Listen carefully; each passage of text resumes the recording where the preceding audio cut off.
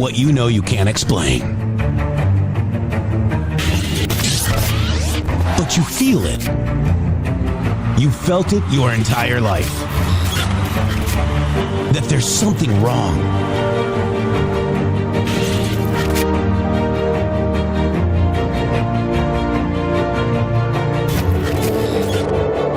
You don't know what it is, but it's there. Like a splinter in your mind, driving you mad. Experience the awakening.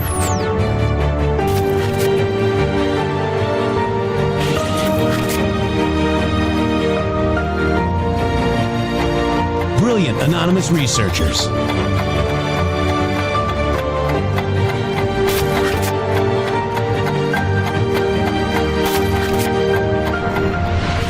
Patriots, join us in the Patriot Army. Trust the plan, pain coming. Boom, boom, boom. Let's go. RedStateTalkRadio.com, Brighteon.tv, Rumble.com/MG Show.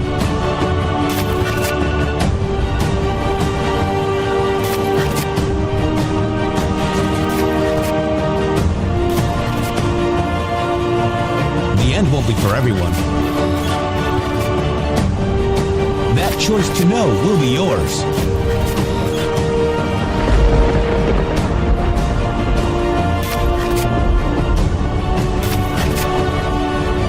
Where we go one, we go all. Fight, fight, fight, and fight we will. We fight every day right here on the MG Show. Oh my gosh. Good morning, good afternoon, good evening, Patriots. Wherever you are, whenever you're listening to this broadcast, hello, Shady Group, deep behind enemy lines, my partner in justice, Shady, welcome. Welcome, guys. Welcome to Wednesday. Here you are. If you keep up, good on you, because let me tell you something right now. Donald Trump is outpacing them in a way that you could not possibly believe. This is the strategy. If you don't see it, then you're clueless right now. And all the clueless people are getting hung up, man. They're getting hung up on all of these little their little side rabbit holes. This is the reason he's basically raking them over a cheese grater is the best way that I can put it, because they cannot sustain this pace. And no matter what kind of narratives they try to generate, by the time they get them to press, Donald Trump is 4 days ahead. Yeah. I mean, it's crazy. And, you know, we're having a hard time keeping up on all this, too. We've got the Democrat Epstein Boomerang incoming right now. You got to be careful what you wish for, folks. And there's now news that Plaskett, right, his constituent. Yeah, I'm just answering my constituent. Jeffrey Epstein was just a constituent, Shady. That's all. Yeah, but he was just, I'm sure he was just a constituent of Bill Clinton, too, wasn't he? You know, don't be making fun of me, you were your president. You were his president. So effectively, Epstein was just communicating with Bill. But if he was talking to Trump, he's a pedophile. And Plaskett, right? Plaskett, so taking messages. She was going to give back the Epstein money, but she didn't. And then you've got Hakeem Brooklyn Obama Jeffries taking money from actual Jeffrey Epstein. It's all boomeranging on these guys. Whoa. Oh, no, whoa. How about now? I don't know. You're on the small shot right now, so you might be okay. Oh, my God, this sucks. All right, okay. So we're going to go directly to Donald J. Trump, who is talking with, what is it, MDS? MBS, yes, sir. MBS. Who is the crown prince of Saudi Arabia. And this is remarks at the U.S.-Saudi Investment Forum. And they're so worried about Khashoggi. Is Flynn worried about Khashoggi and Alex Jones? Are they worried? They should be. They absolutely should be. And I think this is amazing, guys. I honestly do think that, you know, what you're seeing right here. Okay, understand that there's a very specific reason that these people are doing what they're doing. It's not like they couldn't have been bringing up all of these crazy points that they're bringing up right now and throwing in your face about Israel and all these other things that they're currently doing. Well, it's not like they didn't think those things before. They haven't come to new realizations or new revelations. I just want to make this clear so everybody can see, because they're making it look like, oh, we've just discovered all this stuff. No. They've been doing this. They think like this. This is who they are. This is who they've always been. So effectively what Donald Trump is doing, he's coming in to get rid of them. We are cleaning house right now. And it looks a little bit messy because all these people are activating all of their little minions down the line, and they're screaming, MAGA is dead. What's his name? QAnon John putting the picture of Donald Trump as a goat, or as some sort of figure of the devil or evil or whatever. Like, all of these different things that are going on are very important for you to understand that they. Let me just because you mentioned QAnon John, which is now TPV John. TPV John he took Lynn Wood's side on the fake Lynn Wood General Flynn fight, okay? And then after all was said and done, he really he called General Flynn disparaging names. And then General Flynn takes him under his wing and helps him with his lawsuits, guys. And now that same person is calling Donald J. Trump a Satanist, guys. So the point being that they're not new. This is not new. This is what they thought before. They were never MAGA. We got to make this clear to you guys. The InfoWars Network, all of these people, they were pretending. They're opportunists. There's a very big difference between a patriot and an opportunist. An opportunist will go wherever the money goes, or wherever the wind blows, or wherever the funding takes them. A patriot will always advocate what is best for America, and nothing else matters. What Donald Trump is doing right now is bringing in trillions and trillions and trillions of dollars of investment into America that would have never happened. And all these people that called us isolationists and said that we were all these things, where we're winning the fight for the first time ever. And all of these people that you're seeing in the InfoWars networks have always been against you, and they never thought that you would win like this. This is why they're having to pivot, because they're nervous that you're going to sweep the midterms. And if you sweep the midterms, that means you're going to sweep 2028. That means that their whole neocon game is lock, stock, and barrel, donezo. And not only that, they're going to be exposed during the process. So that's why they're animated. Yep. Yeah, and we're winning consistently. Now we're going to go to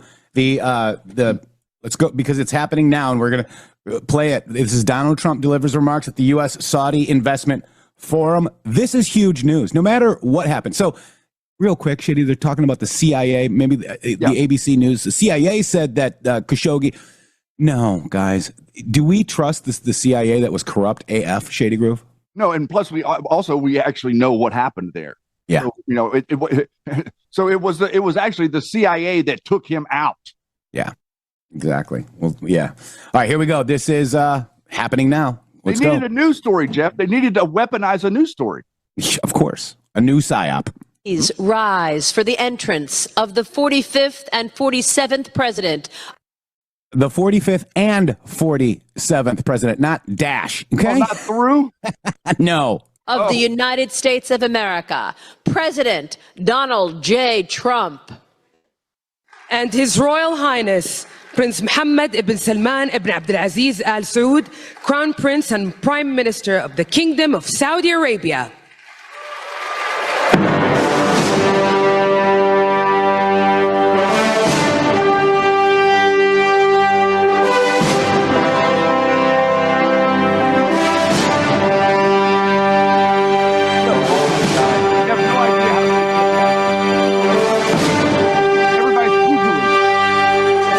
I don't know if the audience can hear because I can't hear you. What are you saying? I'm sorry. You have no idea the significance of this because everybody is poo-pooing it. And yes, they can hear me. Okay. I didn't know that because I can't.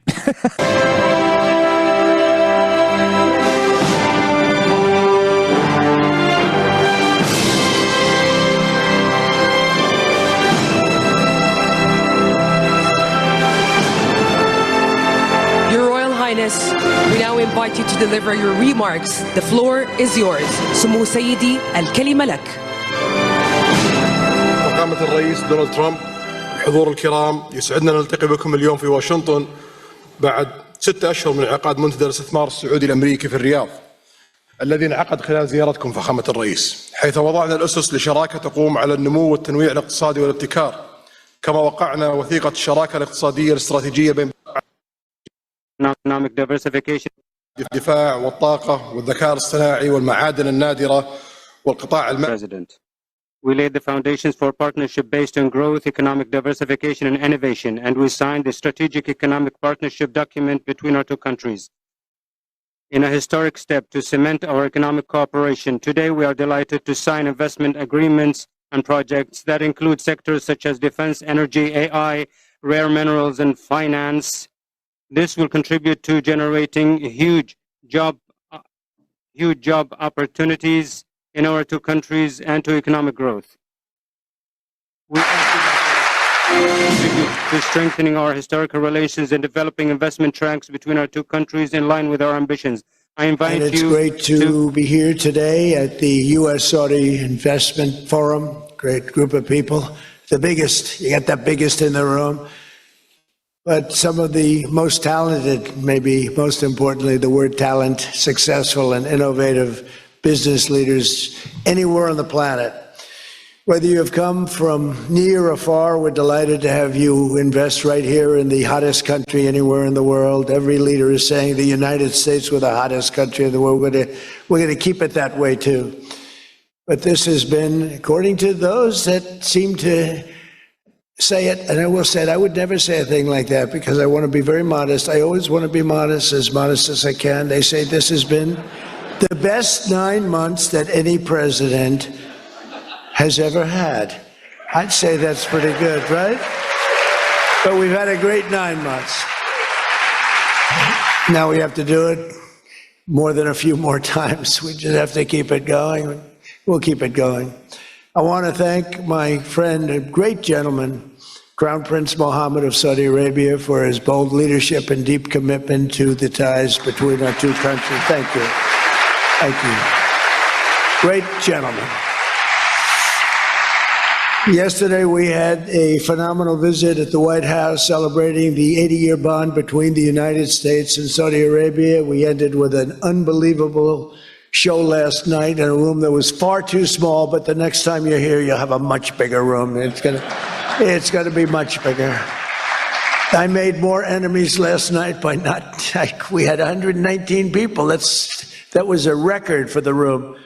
So they've wanted for 150 years. They've been clamoring for a ballroom at the White House, and we're giving them one. We're giving them one plus, and it'll be something. But you'll be here. You'll be among the first, if not the first, if you'd like. You know, we'll work it out. But you had a lot of people that wanted to be there. They really would have witnessed something that was really incredible. The entertainment last night was incredible, including our great opera singer, but including the military. The talent in the military musically is also incredible. So it was great to be with you last night. I think it was something to behold. We officially designated the kingdom yesterday as the major non-NATO ally. That's a big deal. That's actually a very big deal. Wait, you mean so Israel's not the biggest non-NATO ally? Wow. You're muted. You were muted. Sorry. No, I didn't realize that. Yeah, no, it absolutely is not. Wow. Okay. So that's interesting, isn't it? No, it's more than interesting because this is where the future is. You know, everybody wants to keep looking to the past. Let me tell you guys, you're not going to find the future if you keep looking to the past. The past was built like a prison. Everything in the past was a prison. World War II was a prison. The Federal Reserve was a prison. Vietnam War was a prison. The Iraq War was a prison. The Patriot Act was a prison. 9/11 was a prison. Every single thing that happened to you during your life was a prison. You have a choice right now in life. You can choose to stay in your prison, but the door is open. You're more than welcome to stay there. The door is open. You're welcome to walk out of the prison. You're welcome to walk out of the facility. You're welcome to walk through the gates and rejoin society. After you come back from your doom and gloom fancy feast for a lifetime of BS information from the InfoWars networks. Because this Speaking of Shady, Israel is controlling the United States, Shady.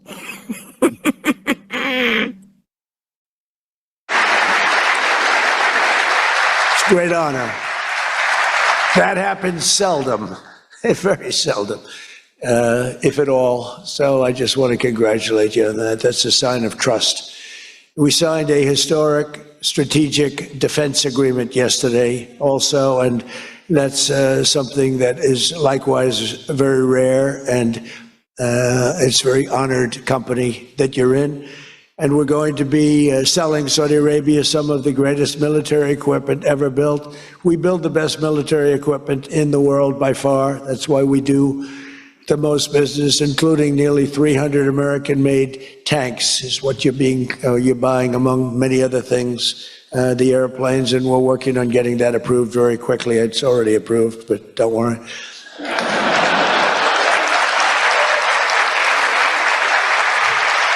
We have to go through a process. The process will take, Elon knows, the process will take about, would you say 24 hours? I think so. You're in good shape, very good shape.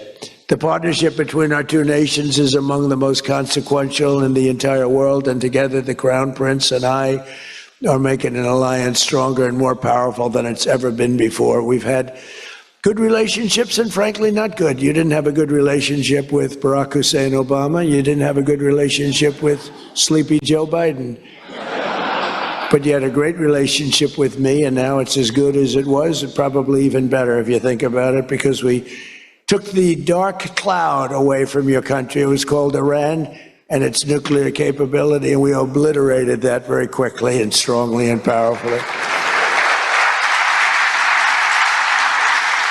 But that was a real cloud over the whole Middle East, and now they want to make a deal. They want to make a deal. They want to see if they can work out a deal with us, and we'll be doing that probably. But that was a terrible cloud that you had to live with for a long time.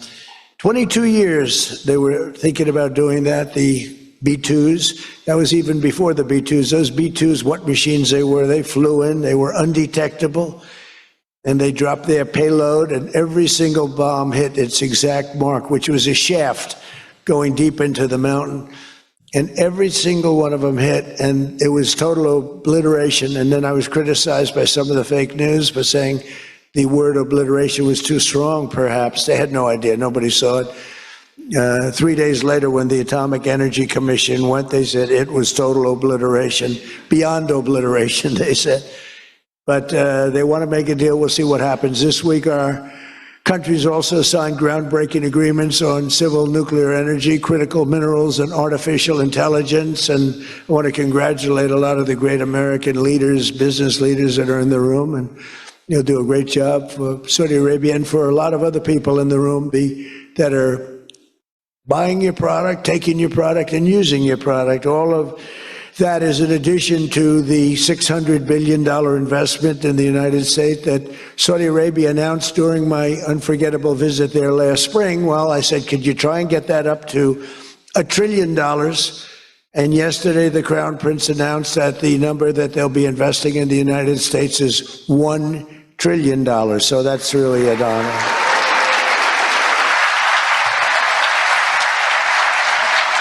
And we just took a picture backstage with some of the great business leaders and some of the great people, friends of mine from your country, and beautiful picture. And while we were taking the picture, I said, could you make it 1.5 trillion? So he's got something to think about. I don't know. We'll get something. I think we'll get something, Scott, right? But many of you in the room are playing a key role in making these projects happen, and we're told that $270 billion in agreements and sales are being signed between dozens of companies, and that's just happening today, $270 billion. That's big stuff. So on behalf of the thousands of American workers who I care about most, I want to thank you for bringing all those jobs and all those great opportunities to America and bringing great wealth to America. We've become a very wealthy country. We have a couple of little things. We're waiting for a decision. We hope that's going to be good, but if it's not, we always find ways, we find ways, but we've done things that nobody thought were possible, and we're taking in trillions and trillions of dollars. Tariffs have been, frankly, the best thing that's ever happened to our country. They've always been used against us, and we never had people that were smart enough to use them in the opposite direction. But now you do, and we have taken in trillions of dollars, and it's been absolutely amazing. We're going to be doing a dividend to the people, low and middle income, moderate income people. of at least $2,000. In addition to that, we'll be paying down debt very substantially. It's the kind of money we're taking in. And really, countries that took advantage of us are no longer taking advantage of us. Friends, some of our friends treated us far worse than our enemies on trade anyway, and we've got that all straightened out. And everybody's happy. They respect us again. You know, it's like one of those things. I think they like us better, and they actually respect us, and it works out much better for us, too. But I especially want to thank our numerous Saudi friends here today, including the ambassador to the United States, a friend of mine, Princess Rima. Thank you very much. Great job. Great representative you have. You sent a good representative. And many distinguished ministers and members of the cabinet, governor of the Public Investment Fund. Where's Yasser? Yasser's here someplace. Sometimes I see him dressed both ways. I don't know. It's cooler that way. I'd dress that way if I could. Yasser's terrific. He's a terrific man, actually. So thank you very much, Yasser. And Secretary Scott Bessent, who's been fantastic. Where's Scott? We're thinking about him for the Fed, but he wants no part of it. He likes being Secretary of the Treasury. I think we'll leave him. So let's cross your name off, right? Officially, right? Remember, you said that. I love the Fed job. To me, it's the easiest job in the world. You play golf for 28, 29 days, then you go and make a little speech, tell everybody, in the case of the current guy, the wrong information because he has no clue. But if you have good instincts, you know, it's all based on instincts. I see they want to hire 3,000 economists, 3,000, to report to the Fed chairman. What are they going to do? Take all this information? 3,000 economists. That's why they're spending $4 billion on renovating a building that should have cost $25 million to do. They should have spent $25 million. They're building a basement into the Potomac River. I could have told them that's very tough to do and it doesn't work and it's very expensive. But they're up to $4 billion headed by this clown. But we have 3,000, think of it. They want to hire 3,000 economists. So they took a poll and they interviewed 71 people. And of the 71 people, 2 people got it right. 2 people. One was a great economist whose name I won't tell you because I don't like him personally, but he is good. And the other one that got it the most right was a man named President Donald J. Trump. Do you believe it?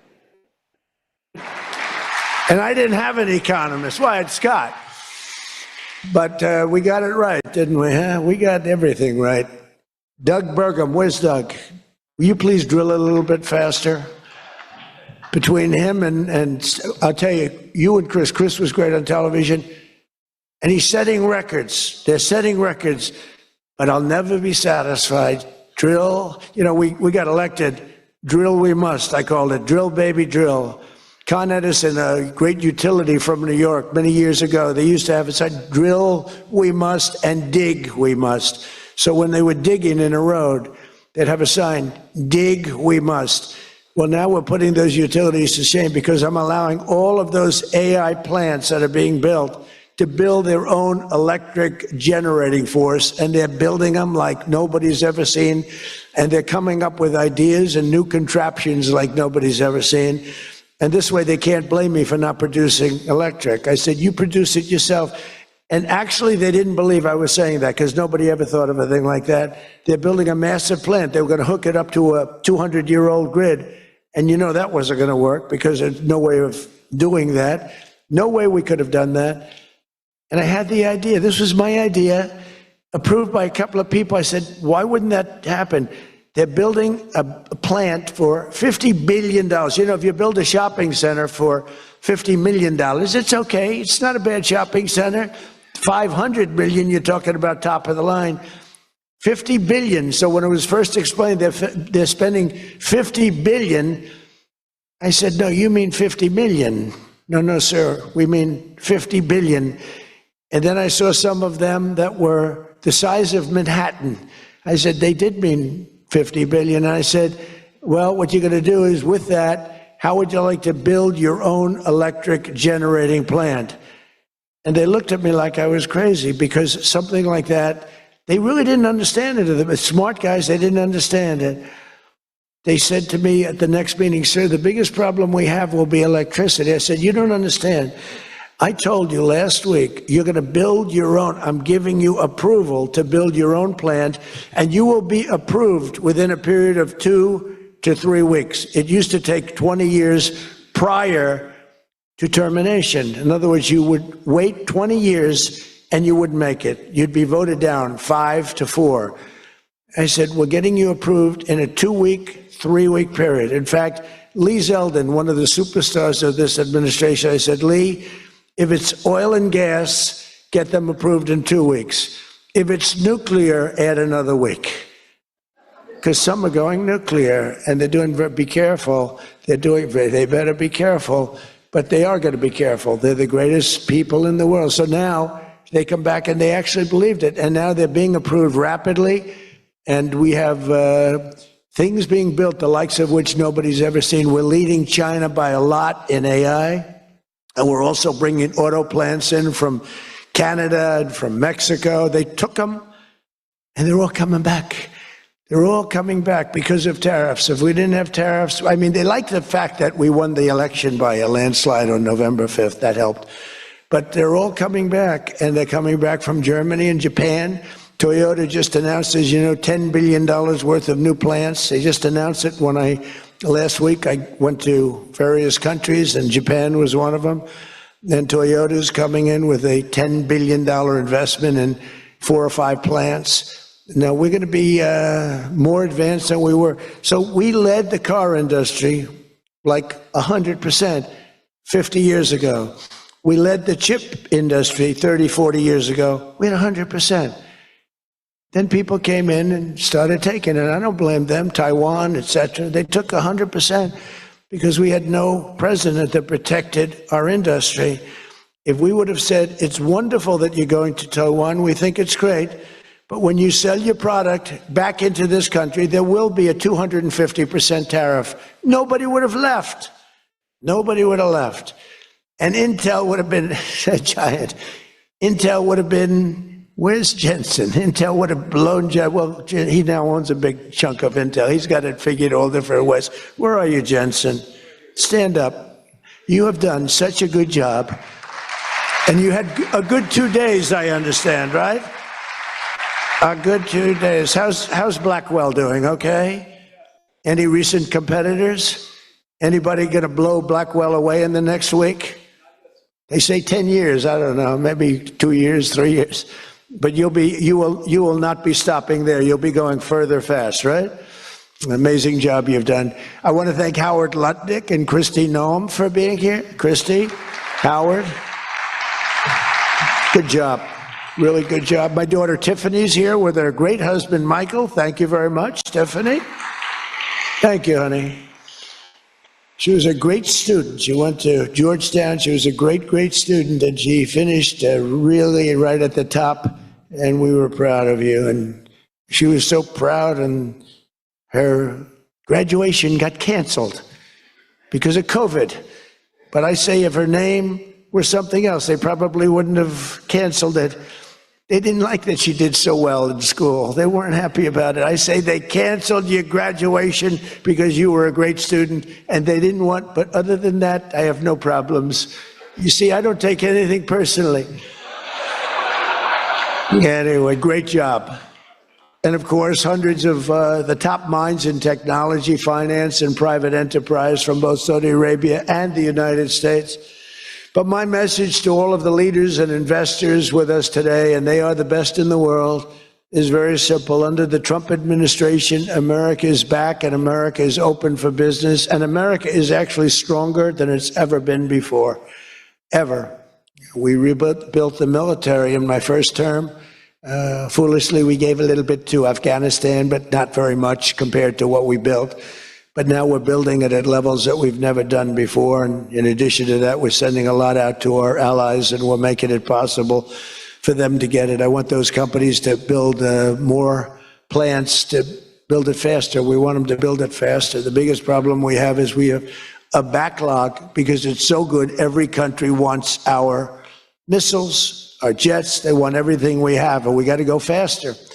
We just have a new plane, the F-47. It won a very strong competition. It's the newest, and that was won by Boeing. By the way, Boeing is doing an amazing job of coming back. Kelly is doing a great job. They're really moving, and it's really great to see. But they won the competition for the jet fighter, and they say it reaches levels that has never been reached, both in terms of stealth and speed and everything else that they go by. So they're just completing their factory, and they've already started work on the F-47. How did that number get chosen? I don't know, but I didn't pick it. I did not pick it. It was said, "Sir, we'd like to present you with the F-47. I said, "That's an unusual number. How did you pick that number?" After 4 years of economic nightmares under the previous regime, Sleepy Joe Biden, he was a sleepy guy, wasn't he? Think he would have been here today? I don't think so. Americans have rejected the failed, and they were really failed, far left models that you were looking at of high taxes and massive spending, soaring costs, crushing regulations, and trillions of dollars in green new scams. Everything was a new scam. Green, green, green. Look, I'm all for the environmental everything. I'm all for climate change. You know, they have new word, climate change. It used to be global warming. It's global warming. Well, that didn't work. It started coming down. They did the global cooling thing. Then they just said, we can't keep up with this. It's too much. So we'll go, perfect words, climate change. They're covered. If it rains, if it snows, if it's warm, it's climate change is destroying the world. Remember, the world was supposed to have been gone 2 years ago. They gave us 12 years, Howard, to live, right? 12 years. But that was 14 years ago. The world was going to burn up, but it got actually much cooler. You know, these people, it's a little conspiracy out there. We have to investigate them immediately. They probably are being investigated. Their policies punished success, rewarded failure, and produced disaster, including the worst inflation in our country's history. We had the worst inflation in history, and now we have a beautiful normal inflation. It's going to come down over the next few months a little bit more, but we have a nice normal inflation. We had the highest inflation in the history of our country. 9 months ago, our country was dead. But now America is the hottest country anywhere in the world. We're the hottest country. I don't care what country you're with. America is the hottest country considered. And we did this in a period of 9 months. We're a little longer than that, but it took me about 2 weeks to get started. We're rewarding those who build and create, invent, and invest in the USA. And you know, our big, I call it the great, big, beautiful bill. It's the biggest bill ever passed in the history of Congress. And Scott and I and all of us, we sat down and we said, let's do it, along with the Speaker and John Thune and everybody, said, let's do it all in one bill. And a lot of people were they said, you'll never get it approved. And we didn't have a huge majority. We had a huge presidential win. We won everything. We won all 7 swing states. We won the popular vote by millions. We won everything. But the one thing, we won one, it's called districts. The country has districts, and we won in terms of districts 2,750 to 550. And that's why when you see the map of the election, it's the whole country, it's all red, and it's pretty amazing. 2 little blue streaks on the right and on the left, and they're very little and getting smaller. But it's been pretty amazing. But in 4 long years, Joe Biden secured less than $1 trillion.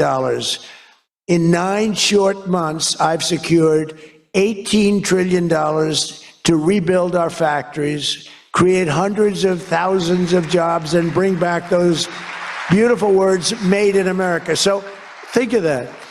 He did less than $1 trillion in 4 years, and in 9 months, we've done more than $18 trillion, okay?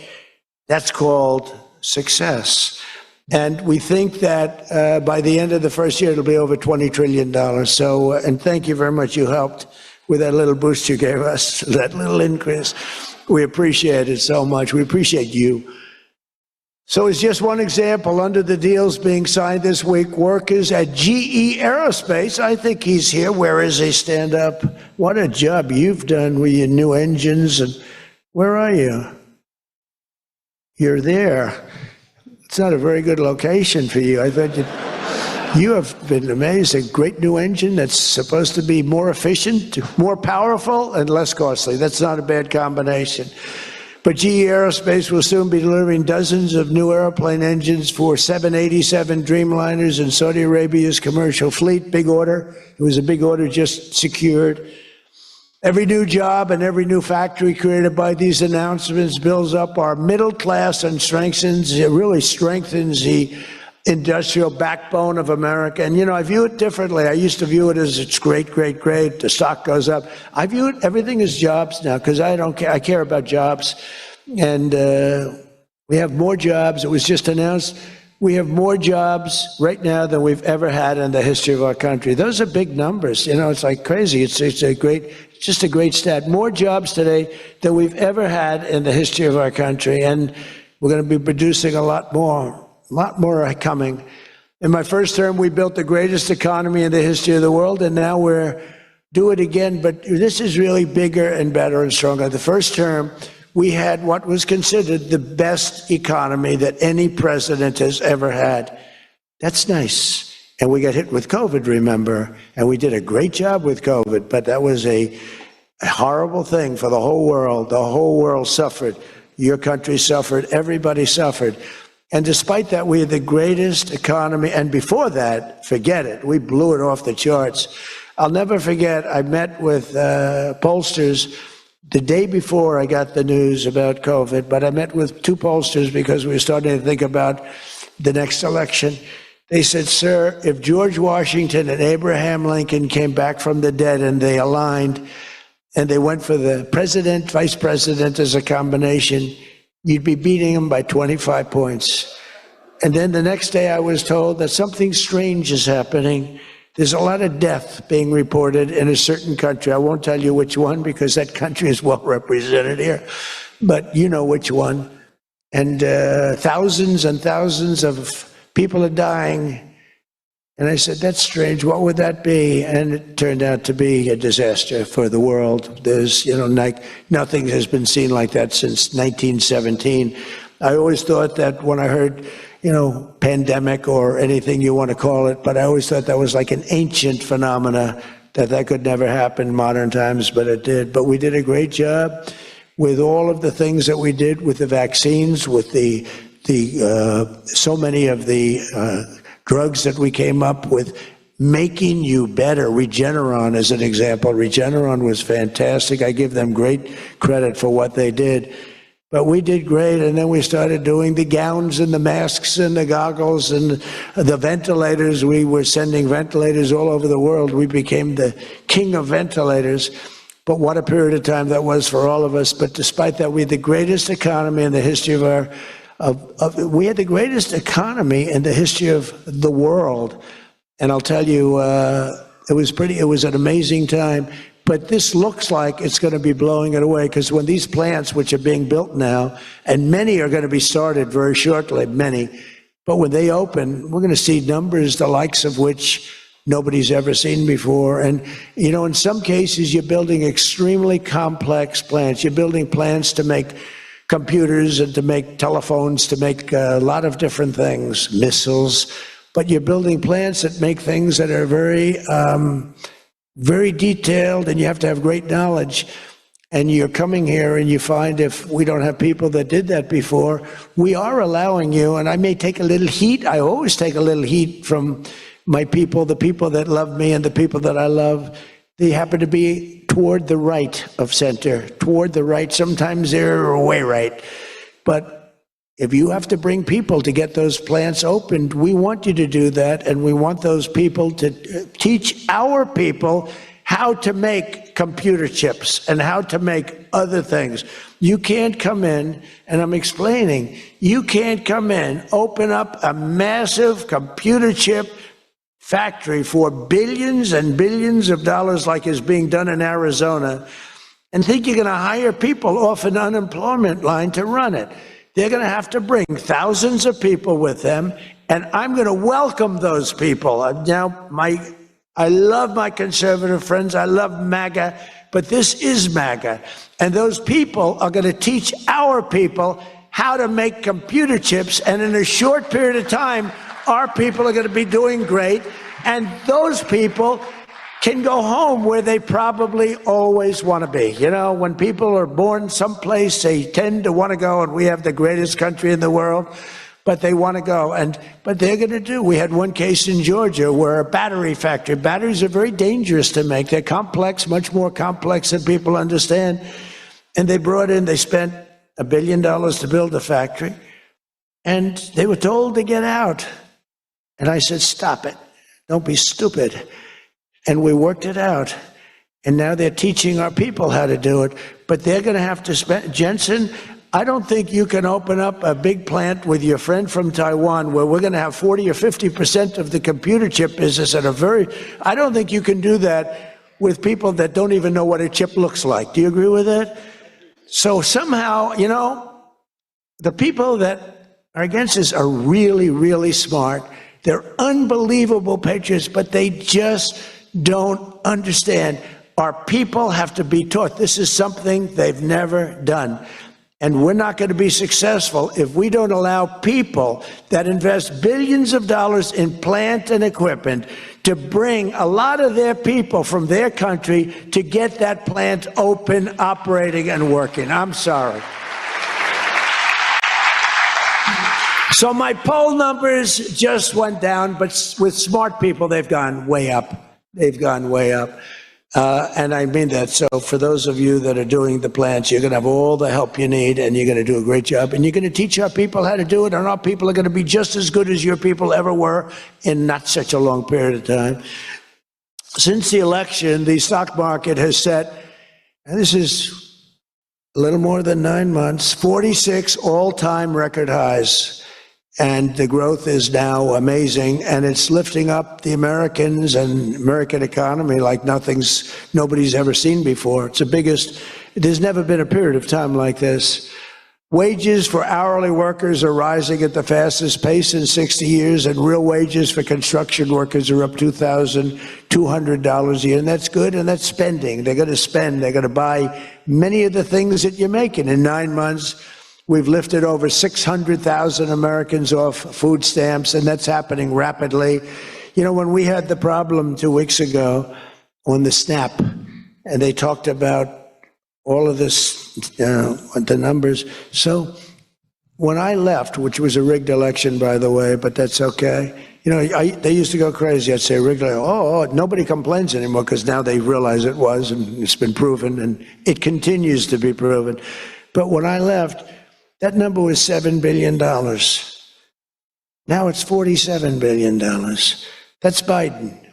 So if you think about it, if Kamala, who's the same basic thing, grossly incompetent, he was incompetent, they're all incompetent because their policies are incompetent. Open borders, men playing in women's sports, transgender for everybody. I mean, they got the worst policy. I don't talk about it too much because if I talk about it, they might change. So, no, I don't talk about it. I tell people, don't talk about it. Wait till 2 weeks before the election and hit the hell out of them. Right? We talked about that, right, Elon? Said we wait 2 weeks before. It's almost like you're at a war. Don't shoot yet. Don't shoot. Hold your fire. The enemy's rushing. Hold your fire. Don't shoot. Okay, now you can go. 2 weeks before. But I watched a guy the other day, a congressman, fighting for men playing in women's sports. And the new weightlifting record for a certain weight was just set. The man was 119 pounds higher than a woman champion who was a phenomenal champion. Beat her by 119, and he was an average lifter prior to transitioning.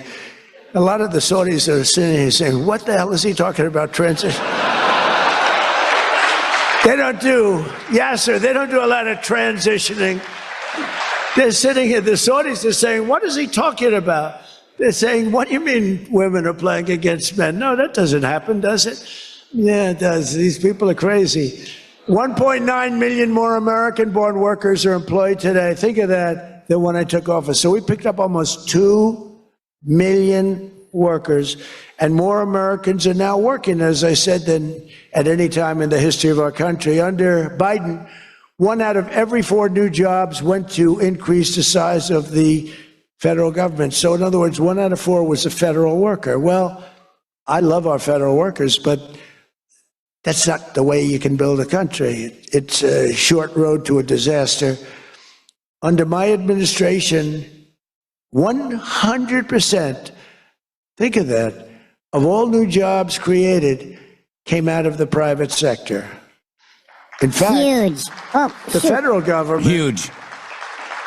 we cut thousands and hundreds of thousands of jobs out of the federal government. Now, if I wanted to do something for purely political reasons, I'd say, Susie, let's hire a couple of million federal workers. And you know what happened? Unemployment is unbelievable. We don't do that. They did that. They used to hire workers in order to fudge up the numbers. The federal workers. By the way, Susie Wiles, most powerful woman anywhere in the world by the biggest, most important magazine. Susie Wiles, she had a father, Pat Summerall, the great announcer, football. He was a great football player, became an even greater, the voice of the NFL, and he was supposed to be a tough cookie, and I believe it 100%. Press 47 if you support Susie Wiles. Most powerful woman in the world. She can take out a country, take out a country with one phone call. That's power. I don't know if I could do that, but she could. Thank you, Susie. Do you feel good about the job you're doing? Huh? She's never going to be satisfied. She's doing a great job. We're also making incredible strides to make America affordable again. That's a new word that they're using. Affordability, they talk. They had the worst inflation in history. They had the highest prices in history. The country was going to hell. The only thing that we're going up in is our stock market, okay? The only price that we really have, I mean, we're bringing prices down, but they came up with a new word, affordability. And they look at we are all about affordability, and everyone assumes that that meant that, no, their prices were high. If you look at the numbers, since I took office, core inflation is now below 2.7%. It was at numbers that nobody had ever seen before with them. Walmart just announced that the cost of their standard Thanksgiving meal is reduced by 25% this year from last year. So they look, the Democrats, I don't know, some of you are probably liberal Democrats. I don't know about in your country. I don't know if you know that word, liberal. The word liberal doesn't exist. But they have a new word now. You can't use liberal, you have to use the word progressive. And I don't like using it. It's a beautiful word, progressive. Progressive, that's not them. They're regressive. No, they're regressive. Think of it. So if I don't get in, we have $20 trillion. Let's say she gets in. Instead of $20 trillion, you'd lose $10 trillion, and your welfare and other benefits would go up by 30%. Look at SNAP, look at what happened there. From 7 million to 47. From 7 billion to 47 billion, it would be that. So we would lose business, countries and companies and people would flee our country. They would flee, and all of the other things would go up. In other words, would end up with a shell of a country, and I'm being nice when I use the word shell.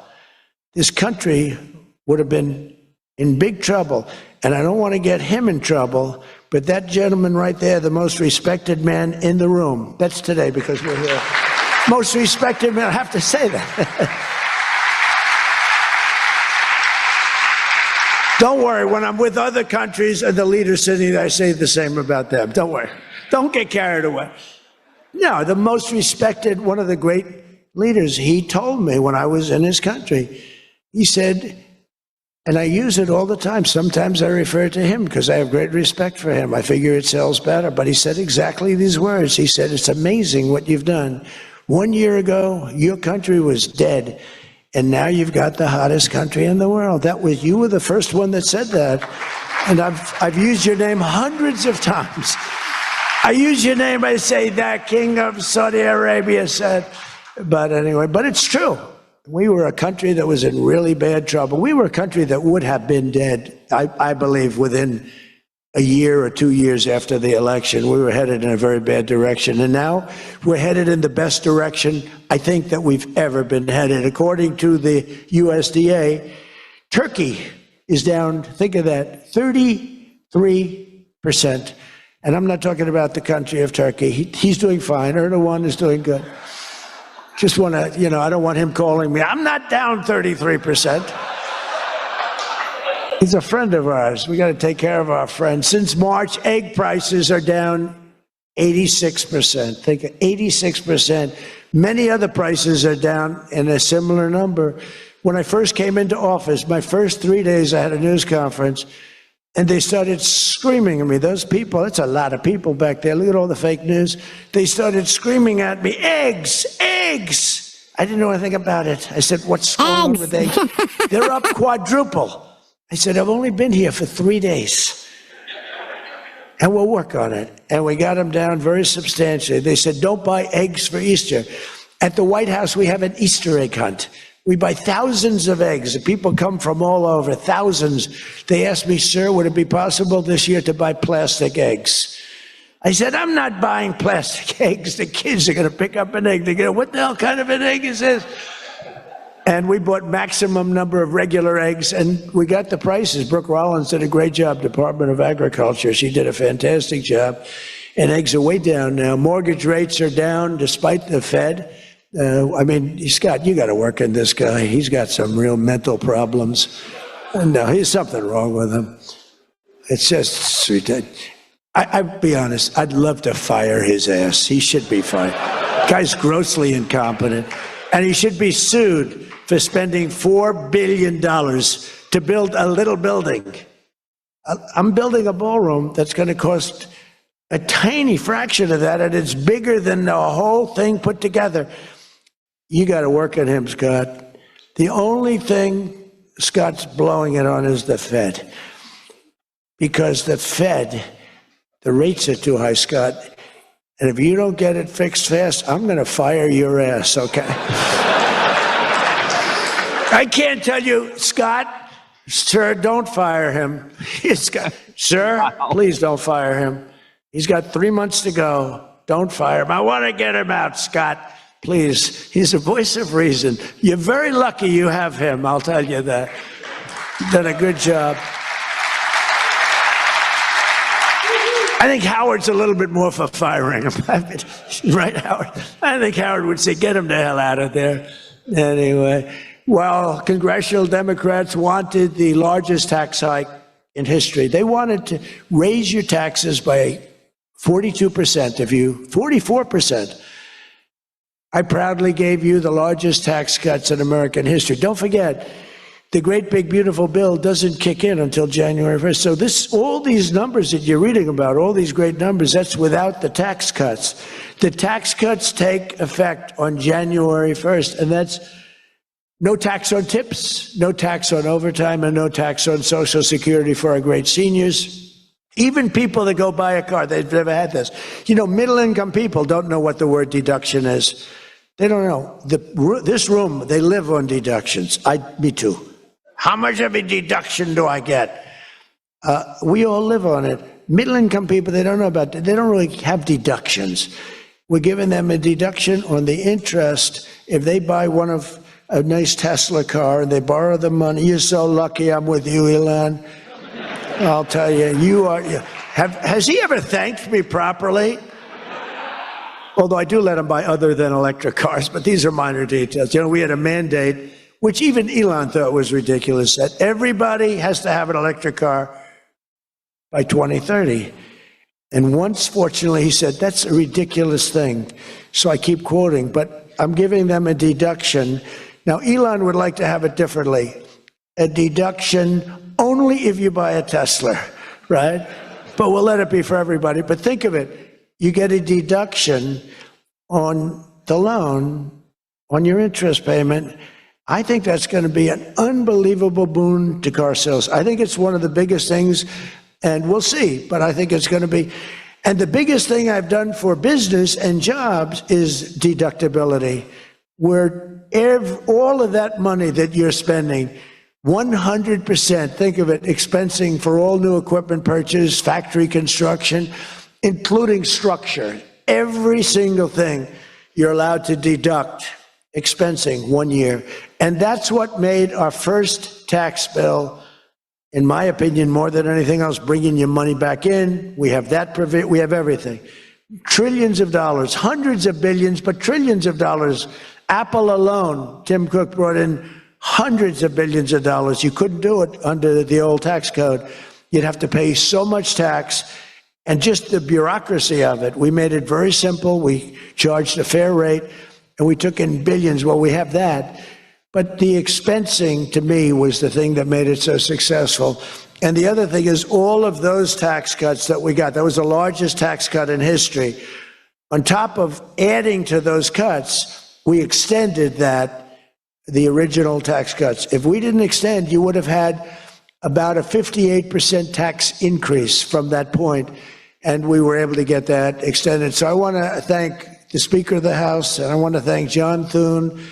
And a lot of people thought that bill, because we put everything into that one, we took 4 years worth of things and we put them into the great big beautiful bill, and we got it passed.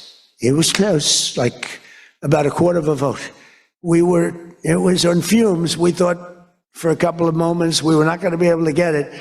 Then we would have had to have it in 9 or 12 or 14 different bills. And I don't think we would have gotten many of them approved. We would have gotten some easily approved, but some we would have gotten no votes on. By putting it all together, we got everything. And it was a great job, and I think someday it's going to be appreciated. But among other things, it's the biggest tax cut in history for people and for businesses. So just enjoy it, and think of me every once in a while when you're hiring new people and making a lot of money. You just think about us. But I'm cutting a record number of job-killing regulations. That's the other thing. And I've already slashed more than $1 trillion worth of regulations this year. My last term, I gave the largest regulation cut in history, and now we're doing it again. In fact, for every new regulation, they're mandated to cut 10. And so far, it's for every new regulation, they've cut 30. So they have the idea. And very importantly, we stopped Joe Biden's radical crusade to kill oil and natural gas. Somehow, I don't think Saudi Arabia would like me too much if we decide to kill oil and natural gas. There's nothing like it. It works. Windmills don't work. Other things, I don't want to get into it too much, but they don't work. What does work is natural gas, oil, nuclear, and other things. But the windmills are a disaster. I am the biggest negative person on windmills. They ruin your locations. They ruin. When I look at some of these countrysides that are littered with windmills, and every time it goes around, you lose money. The country loses money. It's a disaster. And I just hope that some of these countries that are losing their ass, we have countries that are going bankrupt because they're putting windmills all over the place. You're supposed to make money with energy, not lose money with energy. And we talk about oil, and we talk even clean, beautiful coal. I said, you're not allowed to mention the word coal unless you precede it by saying clean, beautiful. So I have my people in the office, they're talking about coal, right? And they go, sir, a clean, beautiful coal is doing very well, sir. And then 2 minutes later, clean, beautiful coal. Then he mentions the third time, sir, coal. No, it's clean and beautiful. Because it needs a public relations help. Coal needs a little help, public relations-wise. So we refer to it as clean, beautiful coal, and it does have its place, that I can tell you. But we're streamlining permitting for all new energy projects, all new mining projects, and what used to take 28 days is now down to very little. But we had times when, not 28 days, we had times when things would take 14, 15, 16, and even 20 years to get approved. We have a maximum day, 28 days. That's the maximum it'll take. It'll never take more. You can come in with $1 trillion factory. You can come in with what it takes, a maximum of. You don't have to go years and years and years, be abused by bureaucracy. If you build a plant now, you're going to have your plant done within 28 days. And a lot of you are all, because I see everyone shaking their head, you're all agreeing. We're getting you approved by very smart people quickly. You know, when you used to walk in with plans done by the best engineers in the world, thousands of pages, and drop them on some guy who's been there for 28 years approving environmental impact statements, and he's looking at pages that he's never seen, and he's supposed to approve it. He has no idea what the hell is in those pages. So we know what we're doing. We're going to get maximum is 28 days. That's why we have so much under construction, and people can't believe it. They can't believe it. And again, remember what I said, most important thing, you're building your own electric plant. You're really becoming a utility in addition to doing what you're doing. And as we've pointed out on the MG show, this is phenomenal because you have to, you have to understand how he is undoing it, Shady. I mean, the power plants for individual factories is thereby really screwing the bloodlines in a sense, Shady. Giving them carte blanche to be able to provide their own power goes around the original agreements made by those that control the levers of economic progress for America. Yeah. I mean, that's effectively what he's doing. I don't think people realize how huge this really is. I mean, I think you have to be a railroad to do electric. Is that what it is, Shady Grove, if we read it correctly? Well, yeah, it started out as a midship. You had to be a shipbuilding company to have a railroad. And then you had to have a railroad company to have an electrical company. So that's not conjecture. That's not a joke. If you in America wanted to be a railroad company, you had to previously own a shipbuilding company and be associated with the Virginia Company or the East India Trading Company, or in some effect with the global trade that already existed. In other words, so that everyone would get their piece of the pie going up chain whenever commerce is done. America interrupted that whole process for almost 150 years, and they had to implement that process whenever they came back into the modern times of after the Industrial Revolution. That's right. And then all of the other people that and again, I'm just going to say this one more time.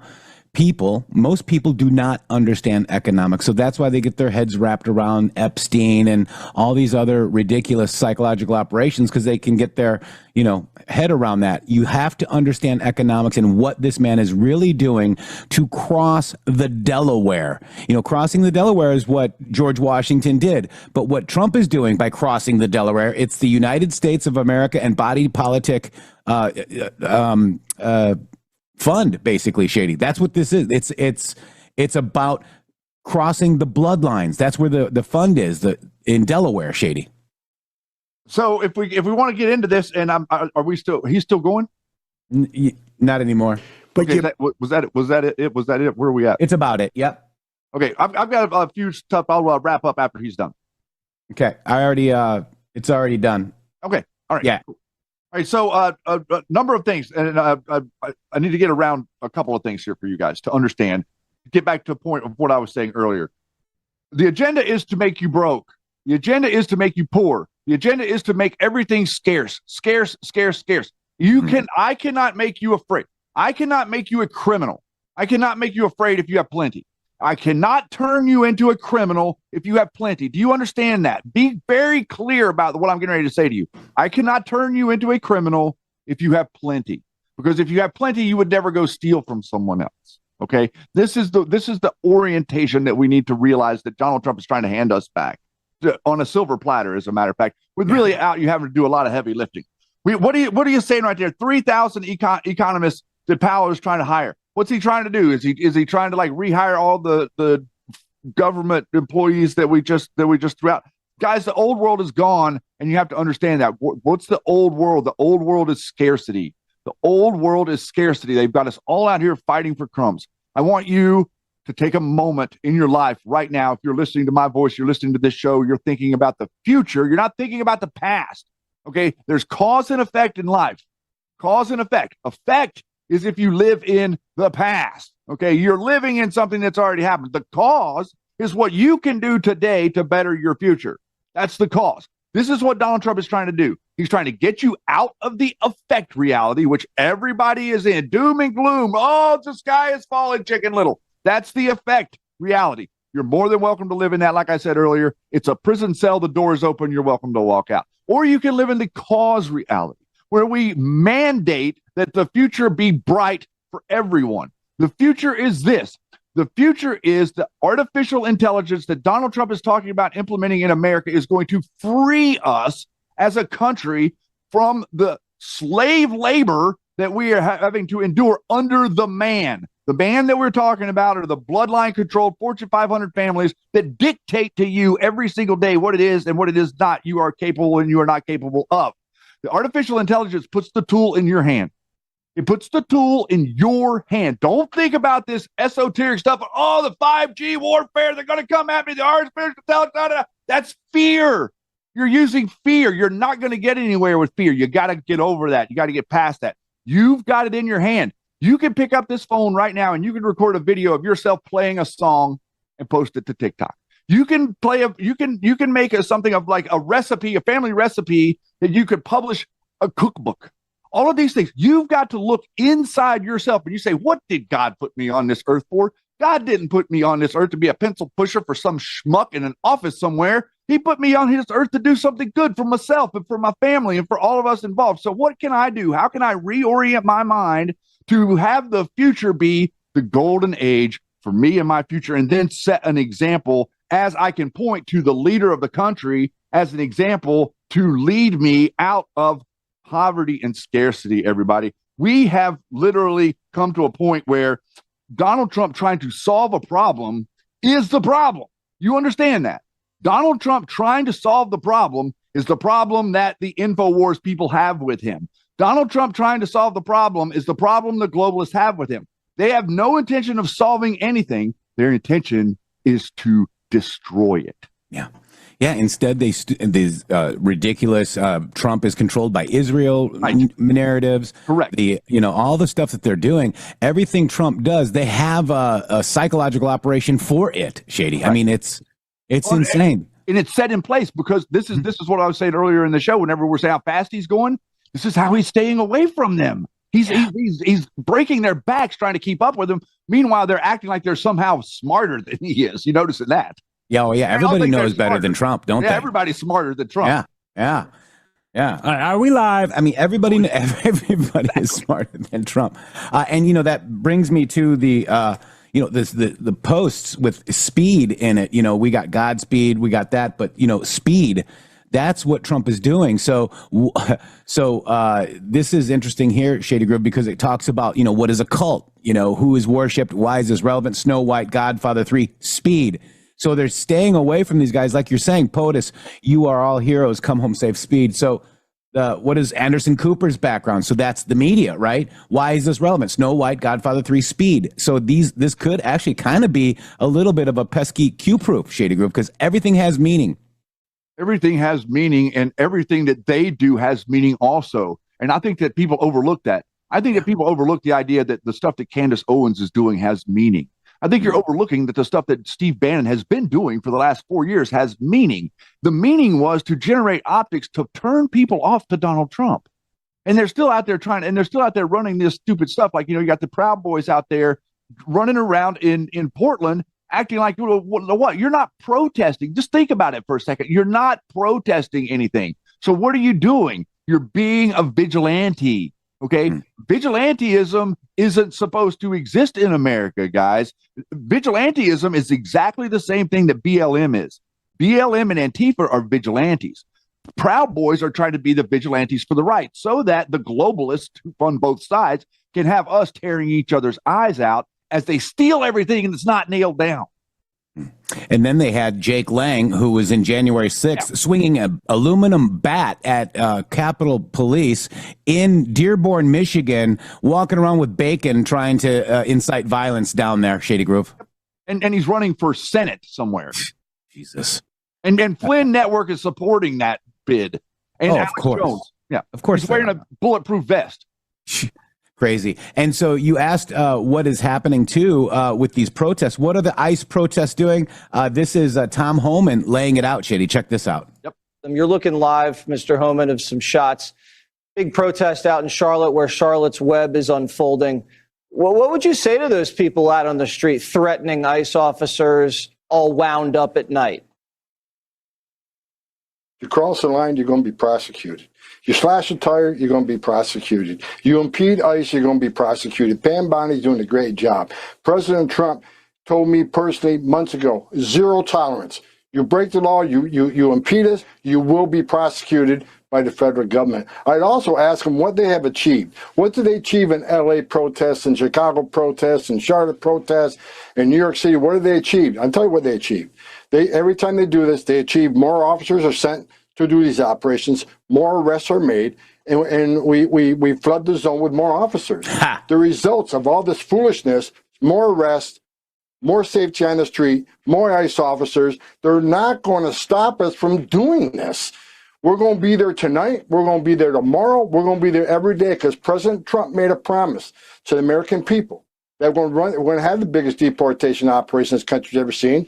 By the end of the week, we'll be over 600,000 deportation, historic record. And that's just since President Trump's been in office. We're not even counting the first 4 months of the Biden administration during the fiscal year. Wow. So we're going to keep doing this job. We are not walking away. We're keeping President Trump's promise to make this country safe again, one illegal criminal at a time. So in other words, Shady, nothing can stop what is coming. And these protests, chasing around the ICE officers with whistles and all of that is actually making it easier for them to get more people to do these operations for ICE, Shady. Well, look at what you're seeing with yesterday in Charlotte with all of the Mexican flags. Mm-hmm. I mean, you're like, what is that? Okay. Like, what are you doing? What are you doing? We've already told you to get the F out of here if you're here illegally. And if you wanted to come back, you can't. So you're not obeying. You're still out there running around flying Mexican flags in American streets. I'm sorry, guys. If you're in an American street and you're flying a Mexican, I don't care. I'm not going to say Mexican, a foreign flag.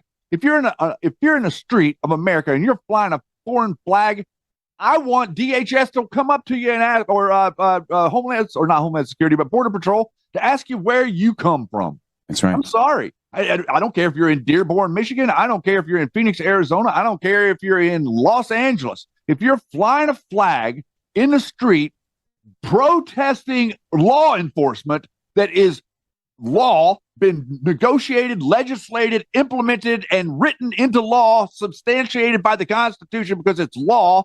If you're protesting that with a foreign flag, then maybe you need to go to wherever that flag says. Yeah. I mean, if you don't like it, get out. I don't understand why we can't be that strong. But we got all these little weak liberals out there that they see one thing that is like, one person that's getting arrested and they lose their minds like they're standing up and defending something in Braveheart or some scenario. Yeah. Yeah, and that person that's being arrested could be a pedophile, a person that's already, murdered somebody, for crying out loud. These foreign countries that are here illegally, these people are let out of the prison and psychological wards, Shady Griff. They're not good people. They're not good people. And that's what we're actually after. But you know what? If you're illegal and with one of those people, you're probably going to get deported. Yeah. Well, I mean, I support that. And I don't care if you're an American. Listen, dude, if you're an American and you have a construction company and you're running a construction job and you got 10 illegals on that construction company, I want your ass detained for a little bit too.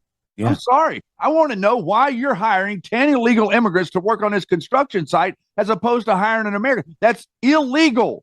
Okay. Okay. Not only is it an illegal alien, it's against the law for you to pay somebody to do labor for you at a cheaper rate than the going rate for an American. That's right. Illegal. That is literally, the IRS should be prosecuting these people, but they're not, because a huge amount of the people that are using illegal labor are your Fortune 500 companies that have been importing these people and keeping them on site.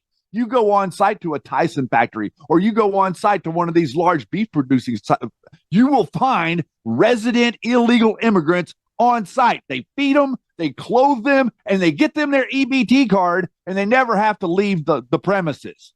Yeah, in Charlotte, they were in a church Monday night showing how to escape, and help the people get away from ICE, shady, illegal aliens. And then we were talking this morning about the school system in Charlotte, Shady Groove. What is it, like 65% of the school didn't show up or more? What the number it was, I don't know what the percentage of the school. It was 30-some thousand children in the whole school system of Mecklenburg County, Charlotte, didn't show up for school because they're afraid of getting deported. This is the reason this is so dangerous, because what they've done is they've brought all these people here. They've thrown them in the class with all of your friends' kids, and they're in there. And then all of a sudden the kid's missing, and all the other kids are like, "Oh, flip the hell out! Where's Juan?"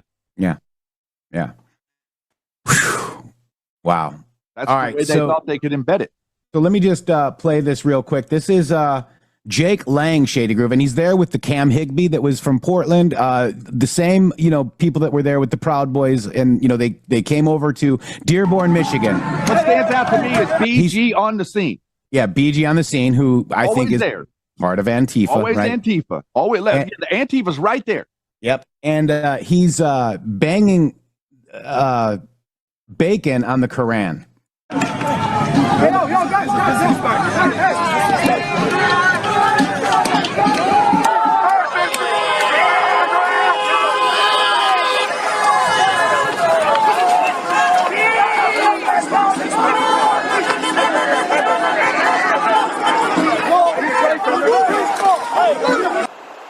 Stop it there, Shady Group. But I want to point out how this is a psychological operation on you, MAGA. Jake Lang does not represent me in any way, or more than likely, maybe not you. However, this is a General Flynn psychological operation, in my opinion, Shady, just like January 6th, to make MAGA look violent, Shady. Wow. And then here's General Flynn, and this is going to be Jake Lang in front of the Capitol on January 6th. This is General Flynn for everybody. Thank you. And thank you, Jim. So I don't know if you've Jake ever Lang had right here. a guy like me sing happy birthday, but I'm going to sing happy birthday to you. Spaces, just bear with me, because I'm going to do it. I figured sometimes I've had birthdays many places overseas, and you're sitting there on your birthday and you kind of, nobody's around, and you're just going, yeah, it's my birthday again, especially as you get older. But anyway, bear with me, brother. Happy birthday to you. Yeah, we'll spare you General Flynn actually singing, but this is what I'm talking about. These people are all connected. And they want you to think that this is somehow organic. Mm-hmm. Remember what I was saying earlier, the old world. They're trying to drag you back into the effect. They're trying to drag you back into the Cold War. They're trying to drag you back into this mindset of isolationism, where we've got to be the scared guy in the corner. Go read Flynn's posts every day. Every single thing that you read, doom and gloom. Oh, it's all over. They've got it. Donald Trump is too stupid to recognize anything. You guys have got to wake up. Oh, you're doing it wrong. Susie Wiles this, Susie Wiles that. What did Trump just say about Susie Wiles? He loved her. That she was the most powerful woman in the world, didn't he? Mm-hmm. So why would these people be going at the most powerful? Interesting. Shady, I've got other breaking news. I don't know if I mentioned it to you today, but Arabella Advisors ceases operations. We did not talk about this morning, but I am up to date and I am read in on this particular subject, sir. It reemerges as Sunflower Services, guys. Well, that was a really bad rebrand. Wow. So after the Gates Foundation cut ties with Arabella Advisors, this is on Zero Hedge, ceases operations to reemerge as Sunflower Services.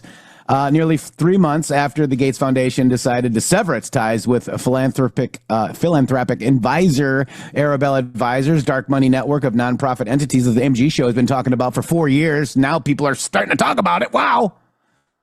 Now that they're gone, right? Including the new venture funds, 1630 Fund, Hopewood Well Fund, Windward Fund, North Fund. See, they forget that one, so it's very interesting. But this is it, man. The Stick a Fork in Arabella, allegedly, right? This is their network. We've talked about this for over 4 years, guys. And they finally are just reemerging and reorganizing as another thing called the Sunflower thing, Shady Grove. And look at all the people that they like. Look, where's our research from 4 years ago, Shady? Look at that. Isn't that crazy? No, because they don't look at it. That's right. If they looked at our information, it would show them that the actual corruption are the 501c4 entities. Yeah, and they have foundations too, don't they? You wouldn't find a single one of those different people that you just scroll by. Go read every one of them. So put it in AI. Ask AI. Do any of these articles talk about the 501c4 layer to the Arabella Advisors or Sunflower Services? Interesting that they use the word flower in that, by the way. They love flowers, and they gaslight us, basically, Shady. So we're talking about that. We got this thing, too, with Marjorie Trader Green. She doubled down yesterday and went nuclear on President Trump on the House floor. I think we talked about that.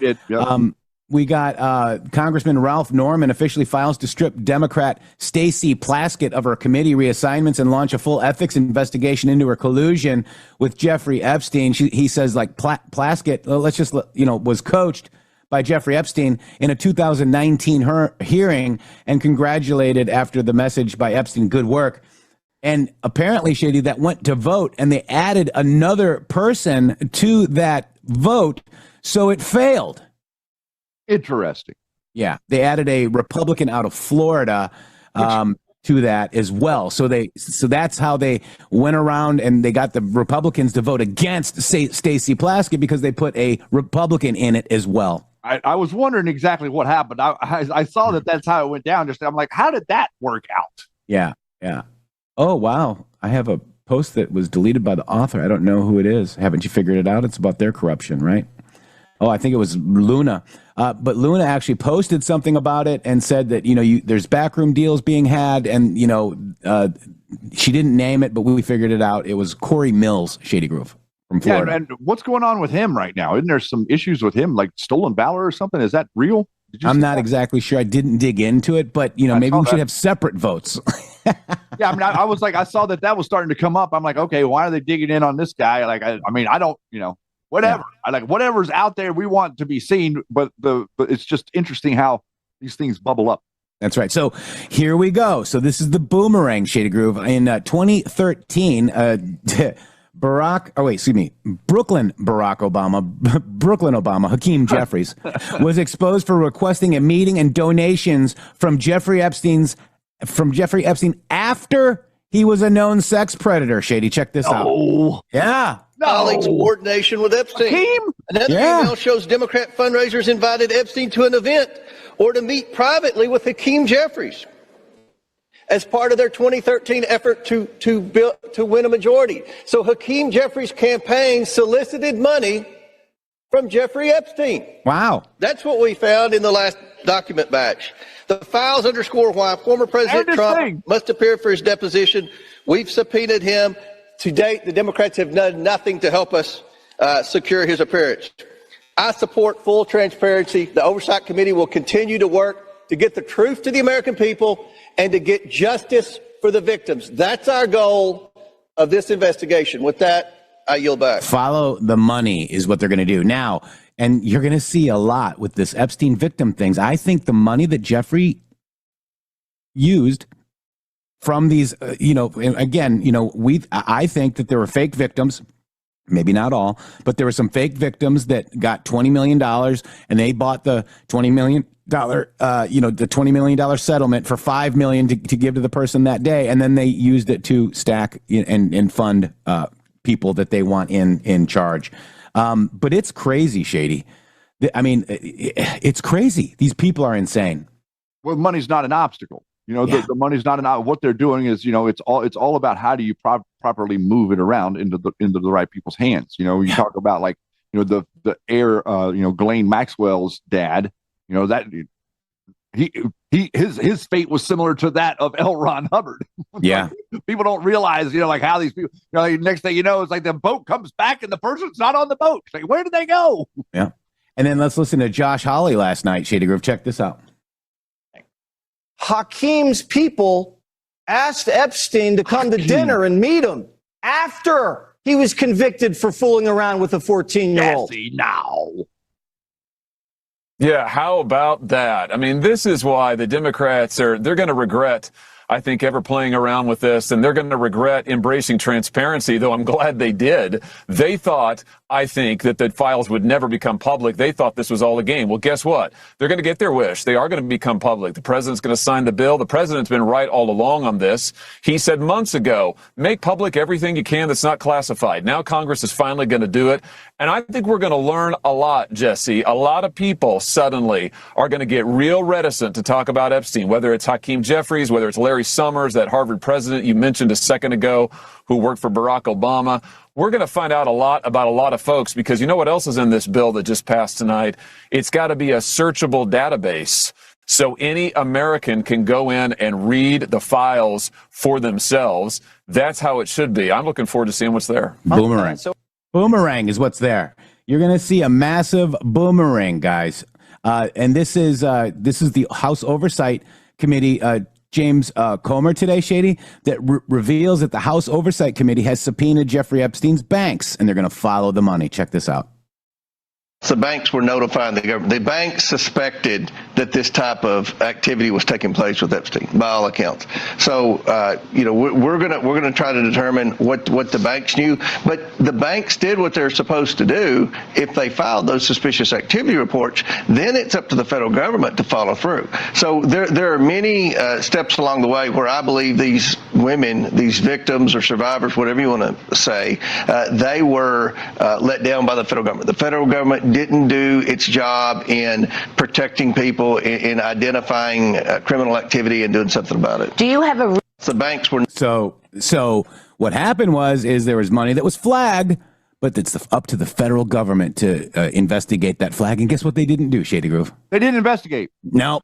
and everybody's going to say that it was Donald Trump's administration that's not doing the investigation. If you're not noticing, like they're all acting like, it's Donald Trump's administration that aren't doing these investigations. This is getting ready, guys. This is so good. Like I'm looking back on everything that happened from the moment that, they brought him up to the White House and they gave Poso and all those goobers the little Epstein file document that they all walked out there, they're all hold that.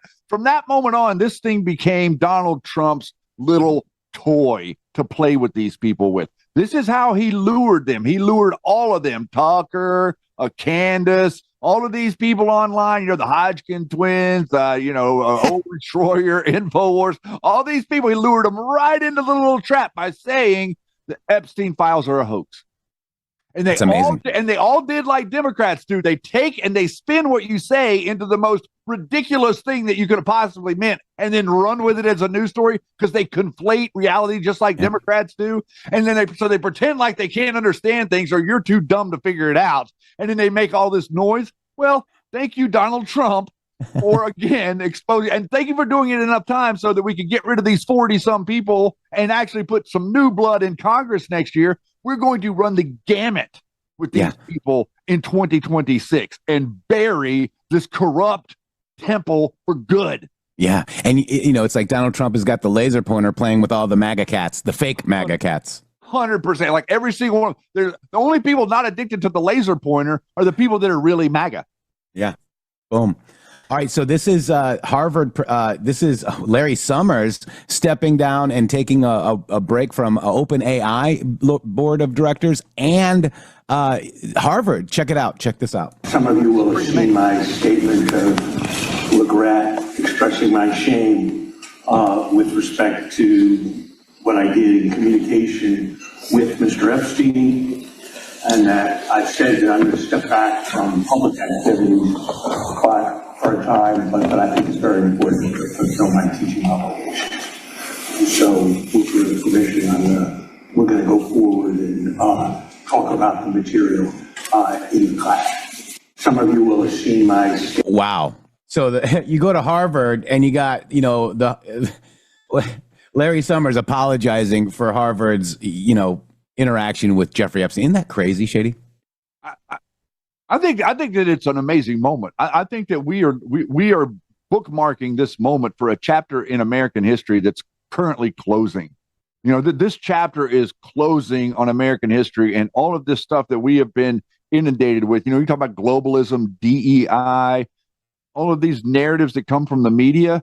Epstein, Maxwell, her parents, they're all part of this scam. Candace Owens, Tucker Carlson, InfoWars, they're all part of this scam to bend your mind to their will as opposed to undergird or restructure your own will and your own power.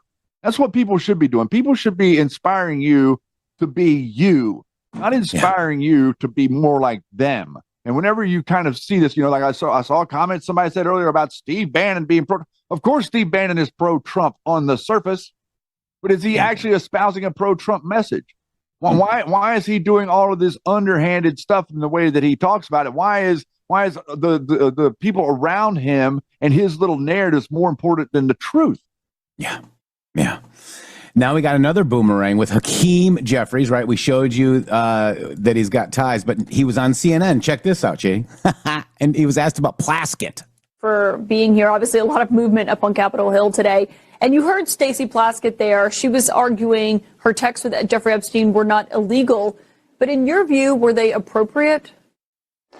Well, Stacey Plaskett is not accused of violating any House rule, any law, any statute, and she's clearly and unequivocally denounced Jeffrey Epstein.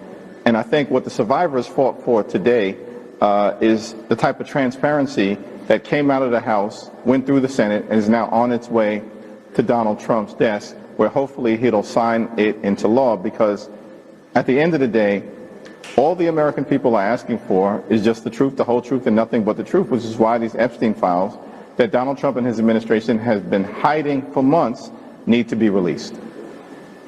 But do you think it was appropriate for her to be texting with Jeffrey Epstein 11 years after he pleaded guilty? I mean, I have not had a conversation with Stacey Plaskett to discuss this issue because we've been focused today on making sure that there was a decisive vote as it related to the Epstein files and the release. I'm thankful for the work of Representative Massey, of Ro Khanna, but most importantly, the survivors.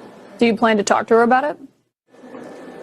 I think that we successfully defeated a resolution that lacked any basis, was not credible, and was being brought by an individual who was trying to weaponize this issue to reinvigorate his own failed gubernatorial campaign in South Carolina. It was rejected on a bipartisan basis on the floor today. That's the end of the story.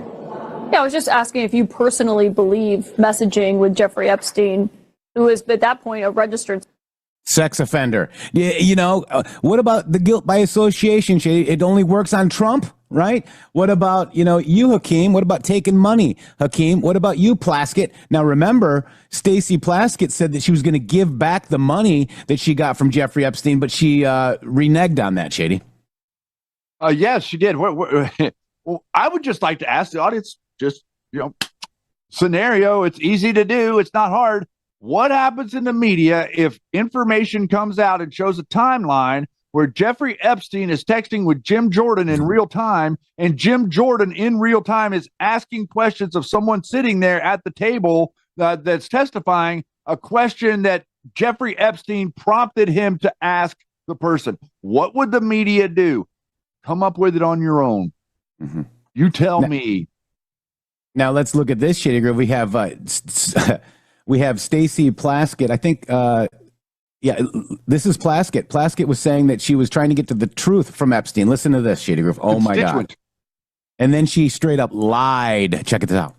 Folks who also took money from somebody named Jeffrey Epstein, as I had my team dig in very quickly. Now, let me just tell you that the Jeffrey Epstein that she's going to mention is not Jeffrey Epstein of Epstein Island fame. Right. It's a random doctor named Jeffrey Epstein. Yep. And she thinks that she's like, she's hit pay dirt here. This is what you get what you pay for, guys. You want to talk about the socialists. Yeah. You want a good socialist, Jeff, you're not going to find somebody with brains. And I'm sorry, this is Jasmine Crockett. Yeah. Jasmine Crockett. Yeah. You're either going to have a socialist or somebody with brains.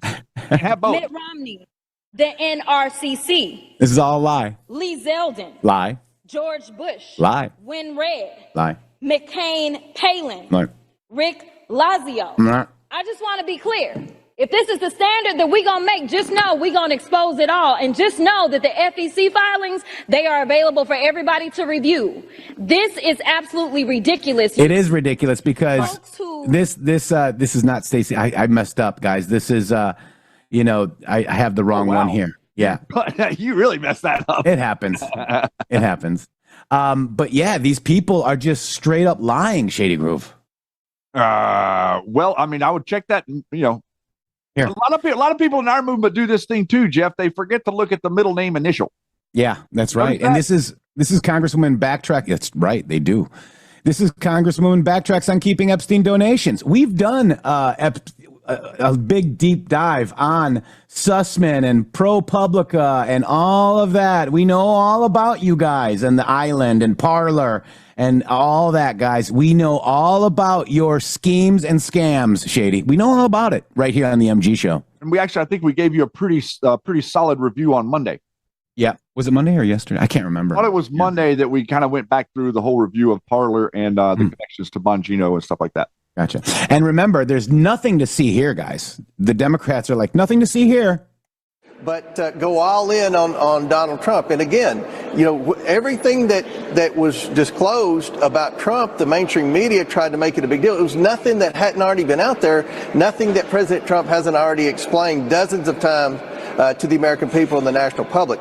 This is new information. And the Democrats, they don't even want to inquire about it. They just want to say nothing's wrong here. This is a completely normal text exchange between a convicted sex offender and a member of Congress trying to embarrass the President of the United States. There's nothing wrong with Hakeem Jeffries asking Epstein for money, but the Republicans should pay the price because they're not doing enough to seek justice for Epstein.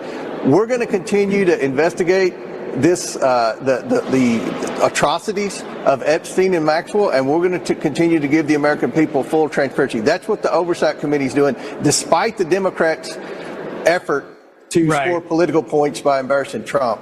Well, the American people want transparency, Mr. Chairman. As you Yes, we do. And we're getting it because the boomerang is hitting hard, Shady Grove. Boomerang is coming and coming for you fast. Yeah. Wow. So this was, this is Anna Paula Luna. She said the Plaskett censure failed because House leadership exchanged the vote to protect a Republican that is having a lot of issues and should not seek re-election. Check this out. For what purpose does the gentlelady from Florida seek recognition? I have a parliamentary inquiry. The gentlelady from Florida will state her inquiry. I was wondering if the Speaker of the House of Representatives can explain why leadership on both sides, both Democrat and Republican, are cutting back-end deals to cover up public corruption in the House of Representatives from both Republican and Democrat members of Congress. The gentlelady has not stated a proper parliamentary inquiry. Or a popular one. But I think the American people know what happened tonight. Yeah, we do know what happened tonight. What happened was they basically put a bill in, and let's just look at it here. This is it. Corey Mills, Florida. Republicans who voted with the Democrats against the resolution was Gooden from Texas, Don Bacon from Nebraska, Dave Joyce from Ohio, and they voted present, which is the same thing as voting no, is Gabarino from New York, Muser from Pennsylvania, and Obernolte from California, guys. And they tried to get, they put Corey Mills in there in Florida 7, Shady. Interesting. Well, I think it's interesting because what they were trying to do was they were trying to censure her for and to get her off the Intel committee. She's on the Intel committee. Yeah. So that, it's kind of like, you would think, oh, well, all these people are so concerned about Jeffrey Epstein and all his Intel connections, then they should be concerned about the idea that he's communicating with somebody in real time and getting their questions answered. At minimum, should maybe take a break from the Intel committee. That's right. Real quick, let me get this one done and out of here. Guys, we're really slow on donations, but we got a commercial for you guys because this country was built by calloused hands and unshakable grit.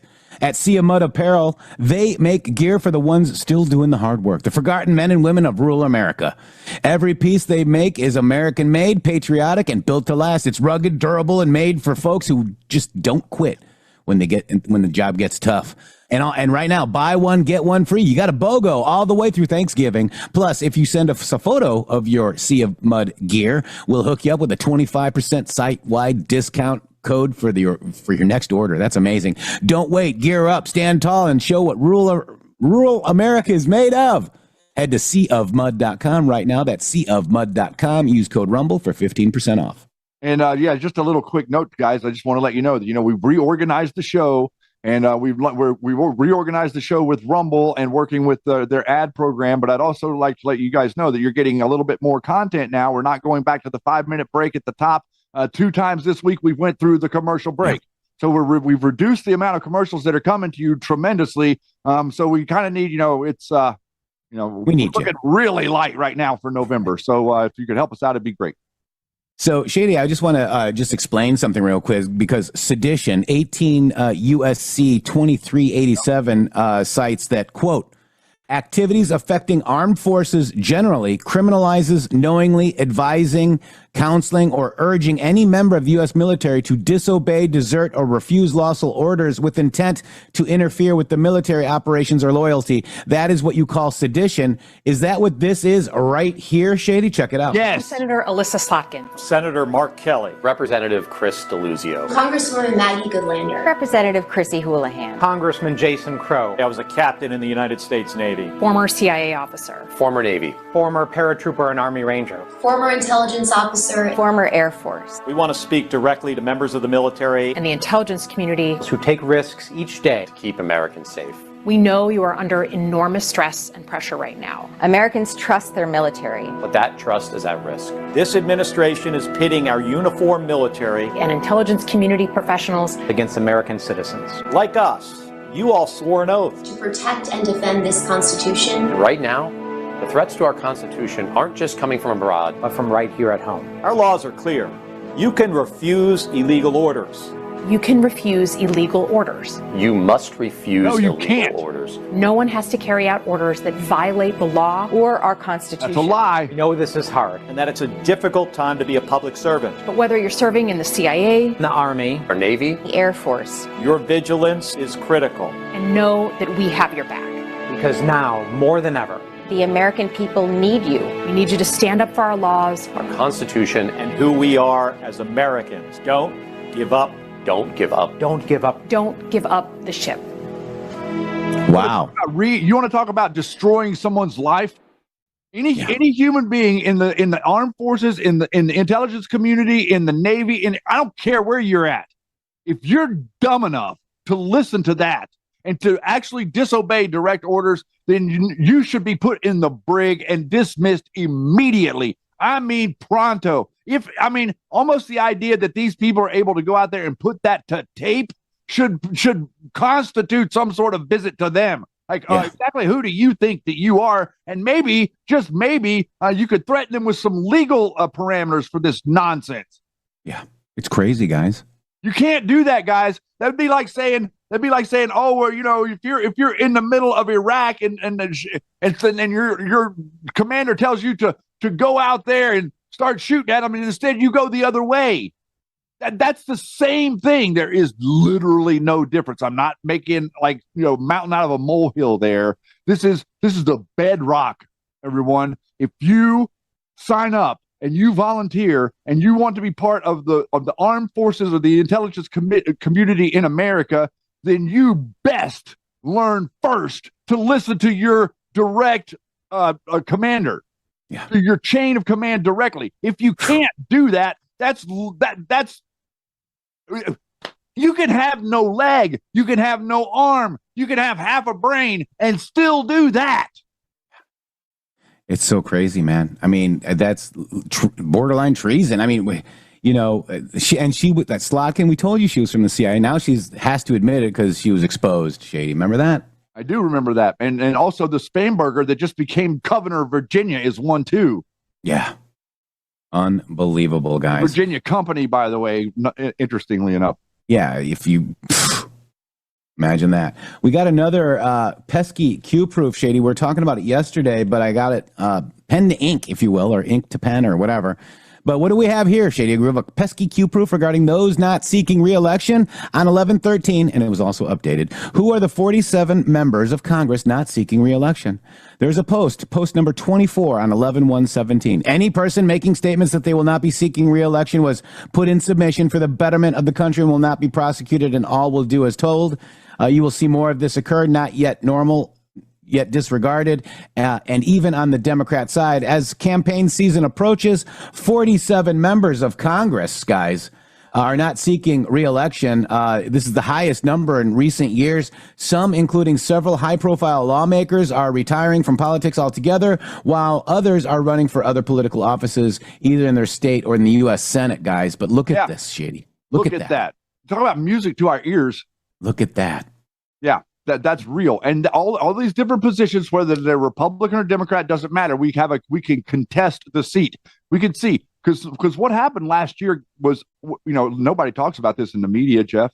Nobody will explain to the American public that something happened in America last year that has literally never happened in the history of this country. And that was that every one of the 3,350 precinct districts moved to the right. Not one of those districts had more Democrat votes in the last election than this one. You understand that? Every single one of those polling places moved to our side in that last election. Whenever they say, "Oh, this wasn't a mandate," it absolutely was a mandate. There's never been a mandate as such that was decreed by the American people in 2024 ever in the history of our country. And that's the reason that you're seeing all the stuff that, most political people, show me the political will of George W. Bush to go out and start rounding up illegals and having the video footage play it in the news and not really care, or blowing up drug boats in the Caribbean. Did you see the graphic, Jeff, about all of the warships that are in the Caribbean? I don't know. We didn't talk about this yet, but there is, if you see them on the map, if you look at the Caribbean stacked up with South America, right above South America, between South America, the Caribbean, and Africa, the Horn of Africa, that whole area right there on the Caribbean, I would say there's 10 of them. There's 10 U.S. warships in the Caribbean right now. Wow. So the reality of the situation is, you want to talk about a war on drugs. Well, the war on drugs failed. The reason the war on drugs failed is because it wasn't really a war on drugs. It was a war for drugs. It was a war to bring drugs. It was all inverted. Everything, the illegal immigration, all this stuff, all that was inverted. It was all to do the opposite. Now Donald Trump is actually implementing a war on drugs, and Rand Paul's hair lights on fire. Isn't that interesting? Yeah. Shady Groove, they're saying 14% of the U.S. Navy fleet is now operating in the Caribbean. Isn't that crazy? There's a bunch of them down there. Might not be 10, but there was a bunch. I saw the graphic, and we're seeing, I think, 2 more drug boats in the last couple of days that we've not gotten an opportunity to mention. I see 14. So there's the U.S. Nice. That's it. That's the graphic. Thank you. What is it? The USS Graverly, Wichita, USS Jason Dunham, USS Iwo Jima, USS Fort Lauderdale, USS San Antonio, USS Lake Erie, USS Stockdale, F-35 fighter jets, AC-130 gunships. Yeah. The U.S. Navy ship Henry Kaiser, U.S. Navy ship Wilson Wharf, U.S. Navy ship Kanawaya. I don't know. And then MH6 Little Birds and Mi-60 Blackhawks. You feel better by seeing that after you saw that? And then there's Coast Guard cutters out You feel there better, right? Yeah. There's something about that makes you feel like all nice and snuggly, doesn't it?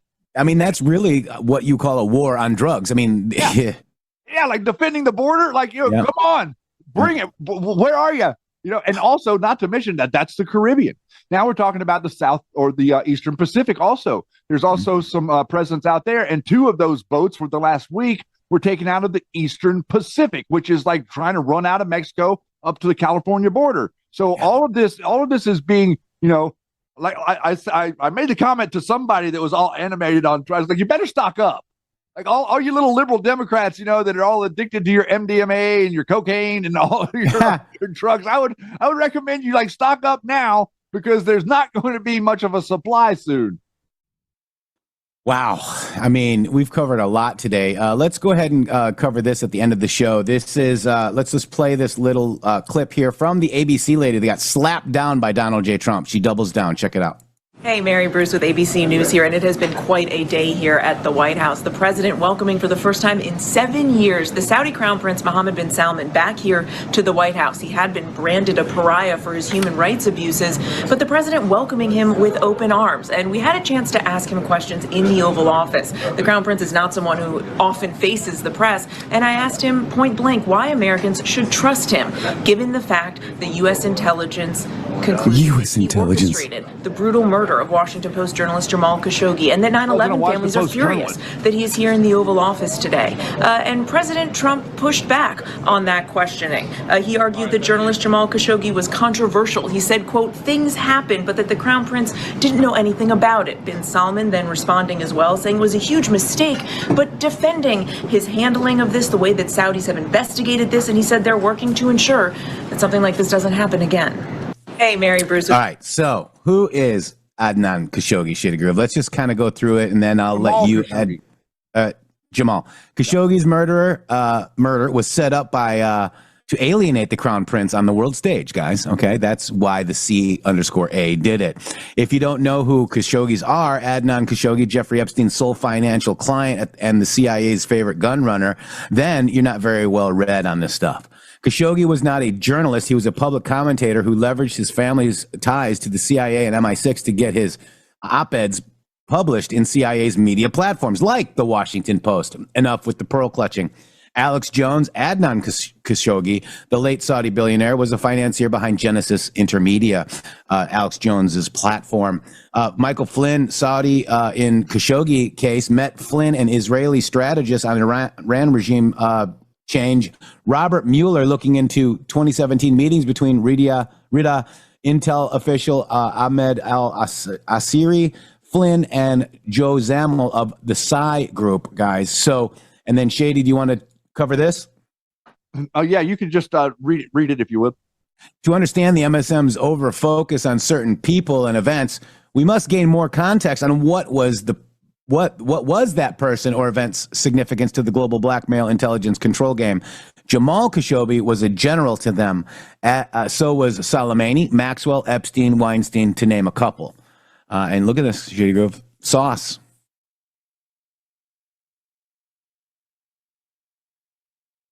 So Adnan Khashoggi is right there. That is Adnan Khashoggi. That is the human being that is responsible for InfoWars. So if you want to talk about that, is also the human being that is responsible for Jeffrey Epstein. Is this not a coincidence? Is it a coincidence the same guy that was funding Jeffrey Epstein was the guy that started InfoWars? Also, the guy connected right there, you see at the bottom, to Dodi Al-Fayed, the person who was with Diana.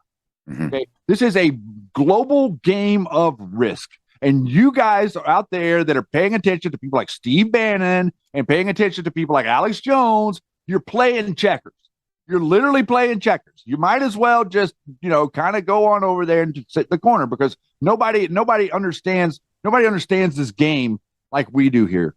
Yeah. Nobody understands what InfoWars is like we do here. Nobody understands that this psychological operation is not meant to tell you lies.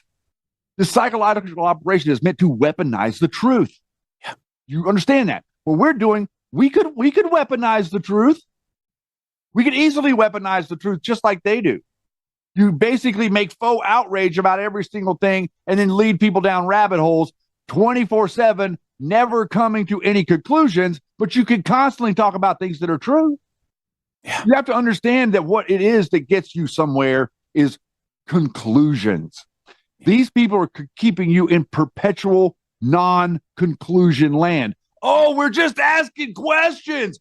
Even if they come up with the answer to the questions, they'll never present the damn answer because the answer's no good. The answer to a question or the solution to the problem is like a cure for a disease. Those things are in the same category.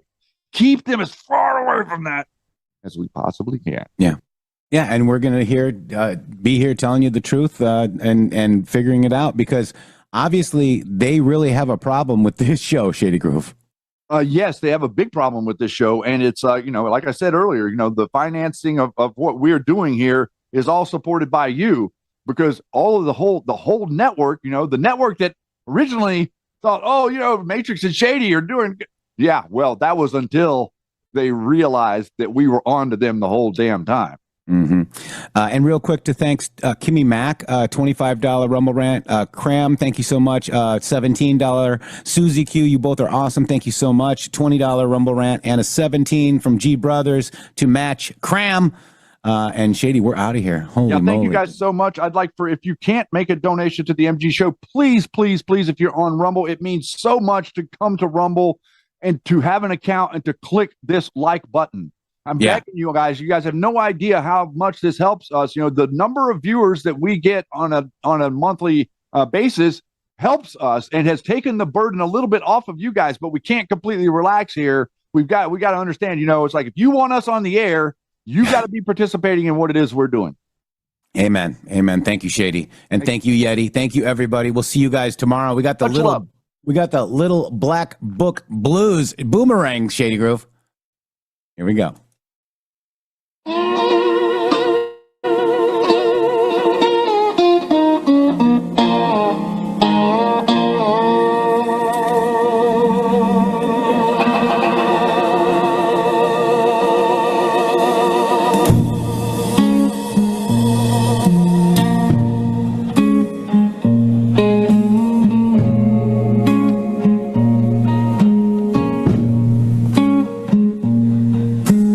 Told us for years it was all just a hoax.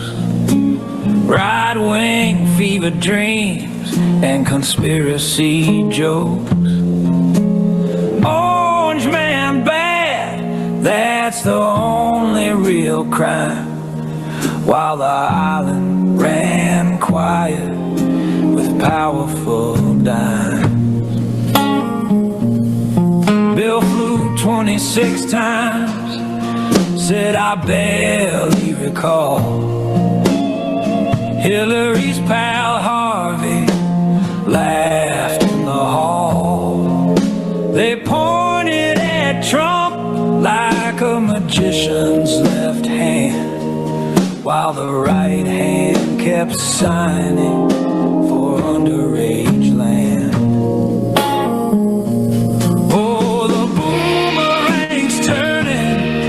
Hear the whistle, feel the sting. The names in that book got a familiar ring. Every finger you pointed just came swinging back around. Now the island's on fire and it's burning your town.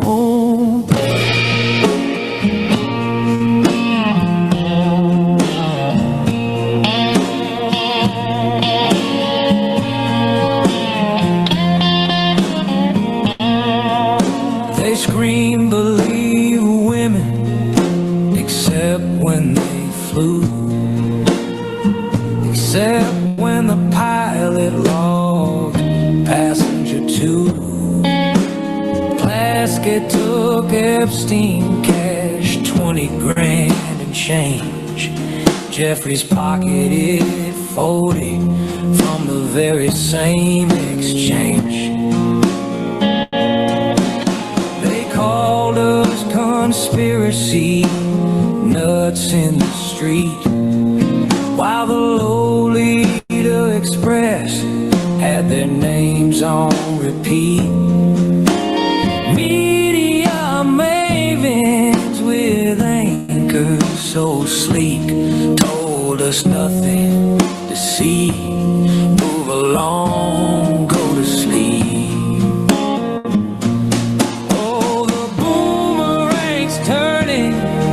Hear the whistle, feel the sting. The names in that book got a familiar ring.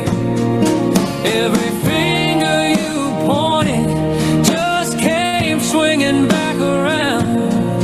Now the island's on fire and it's burning your town.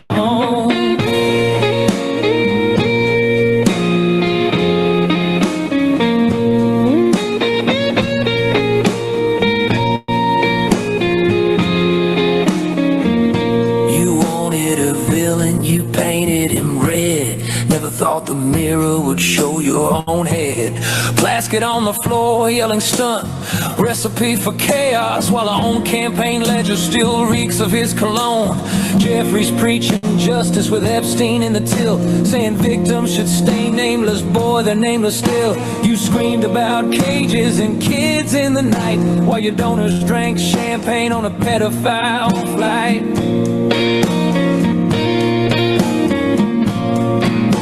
Yeah, tall at 25, and the files hit the light. Same old faces still clutching the mic. Context, they cry, it was different back then, but the money don't wash off no matter how hard you spin. From Hollywood Hills to the DC swamp water, same little black book, same devil's own daughter. Plaskett and Jeffries, who took the devil's dime, now fighting like hell to keep it all buried in time. Yeah, the boomerang's home now, buried deep in the bone.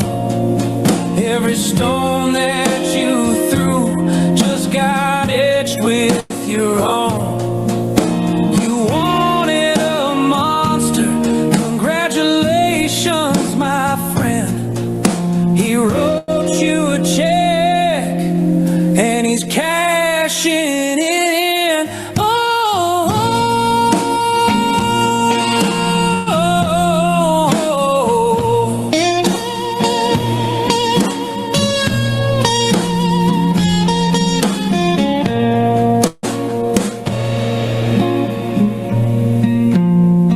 Funny thing about dirty money, it always leaves a stain. Flight logs don't care, bank records don't forget, and the island still remembers every name. So do we. www.mg.show. Boom.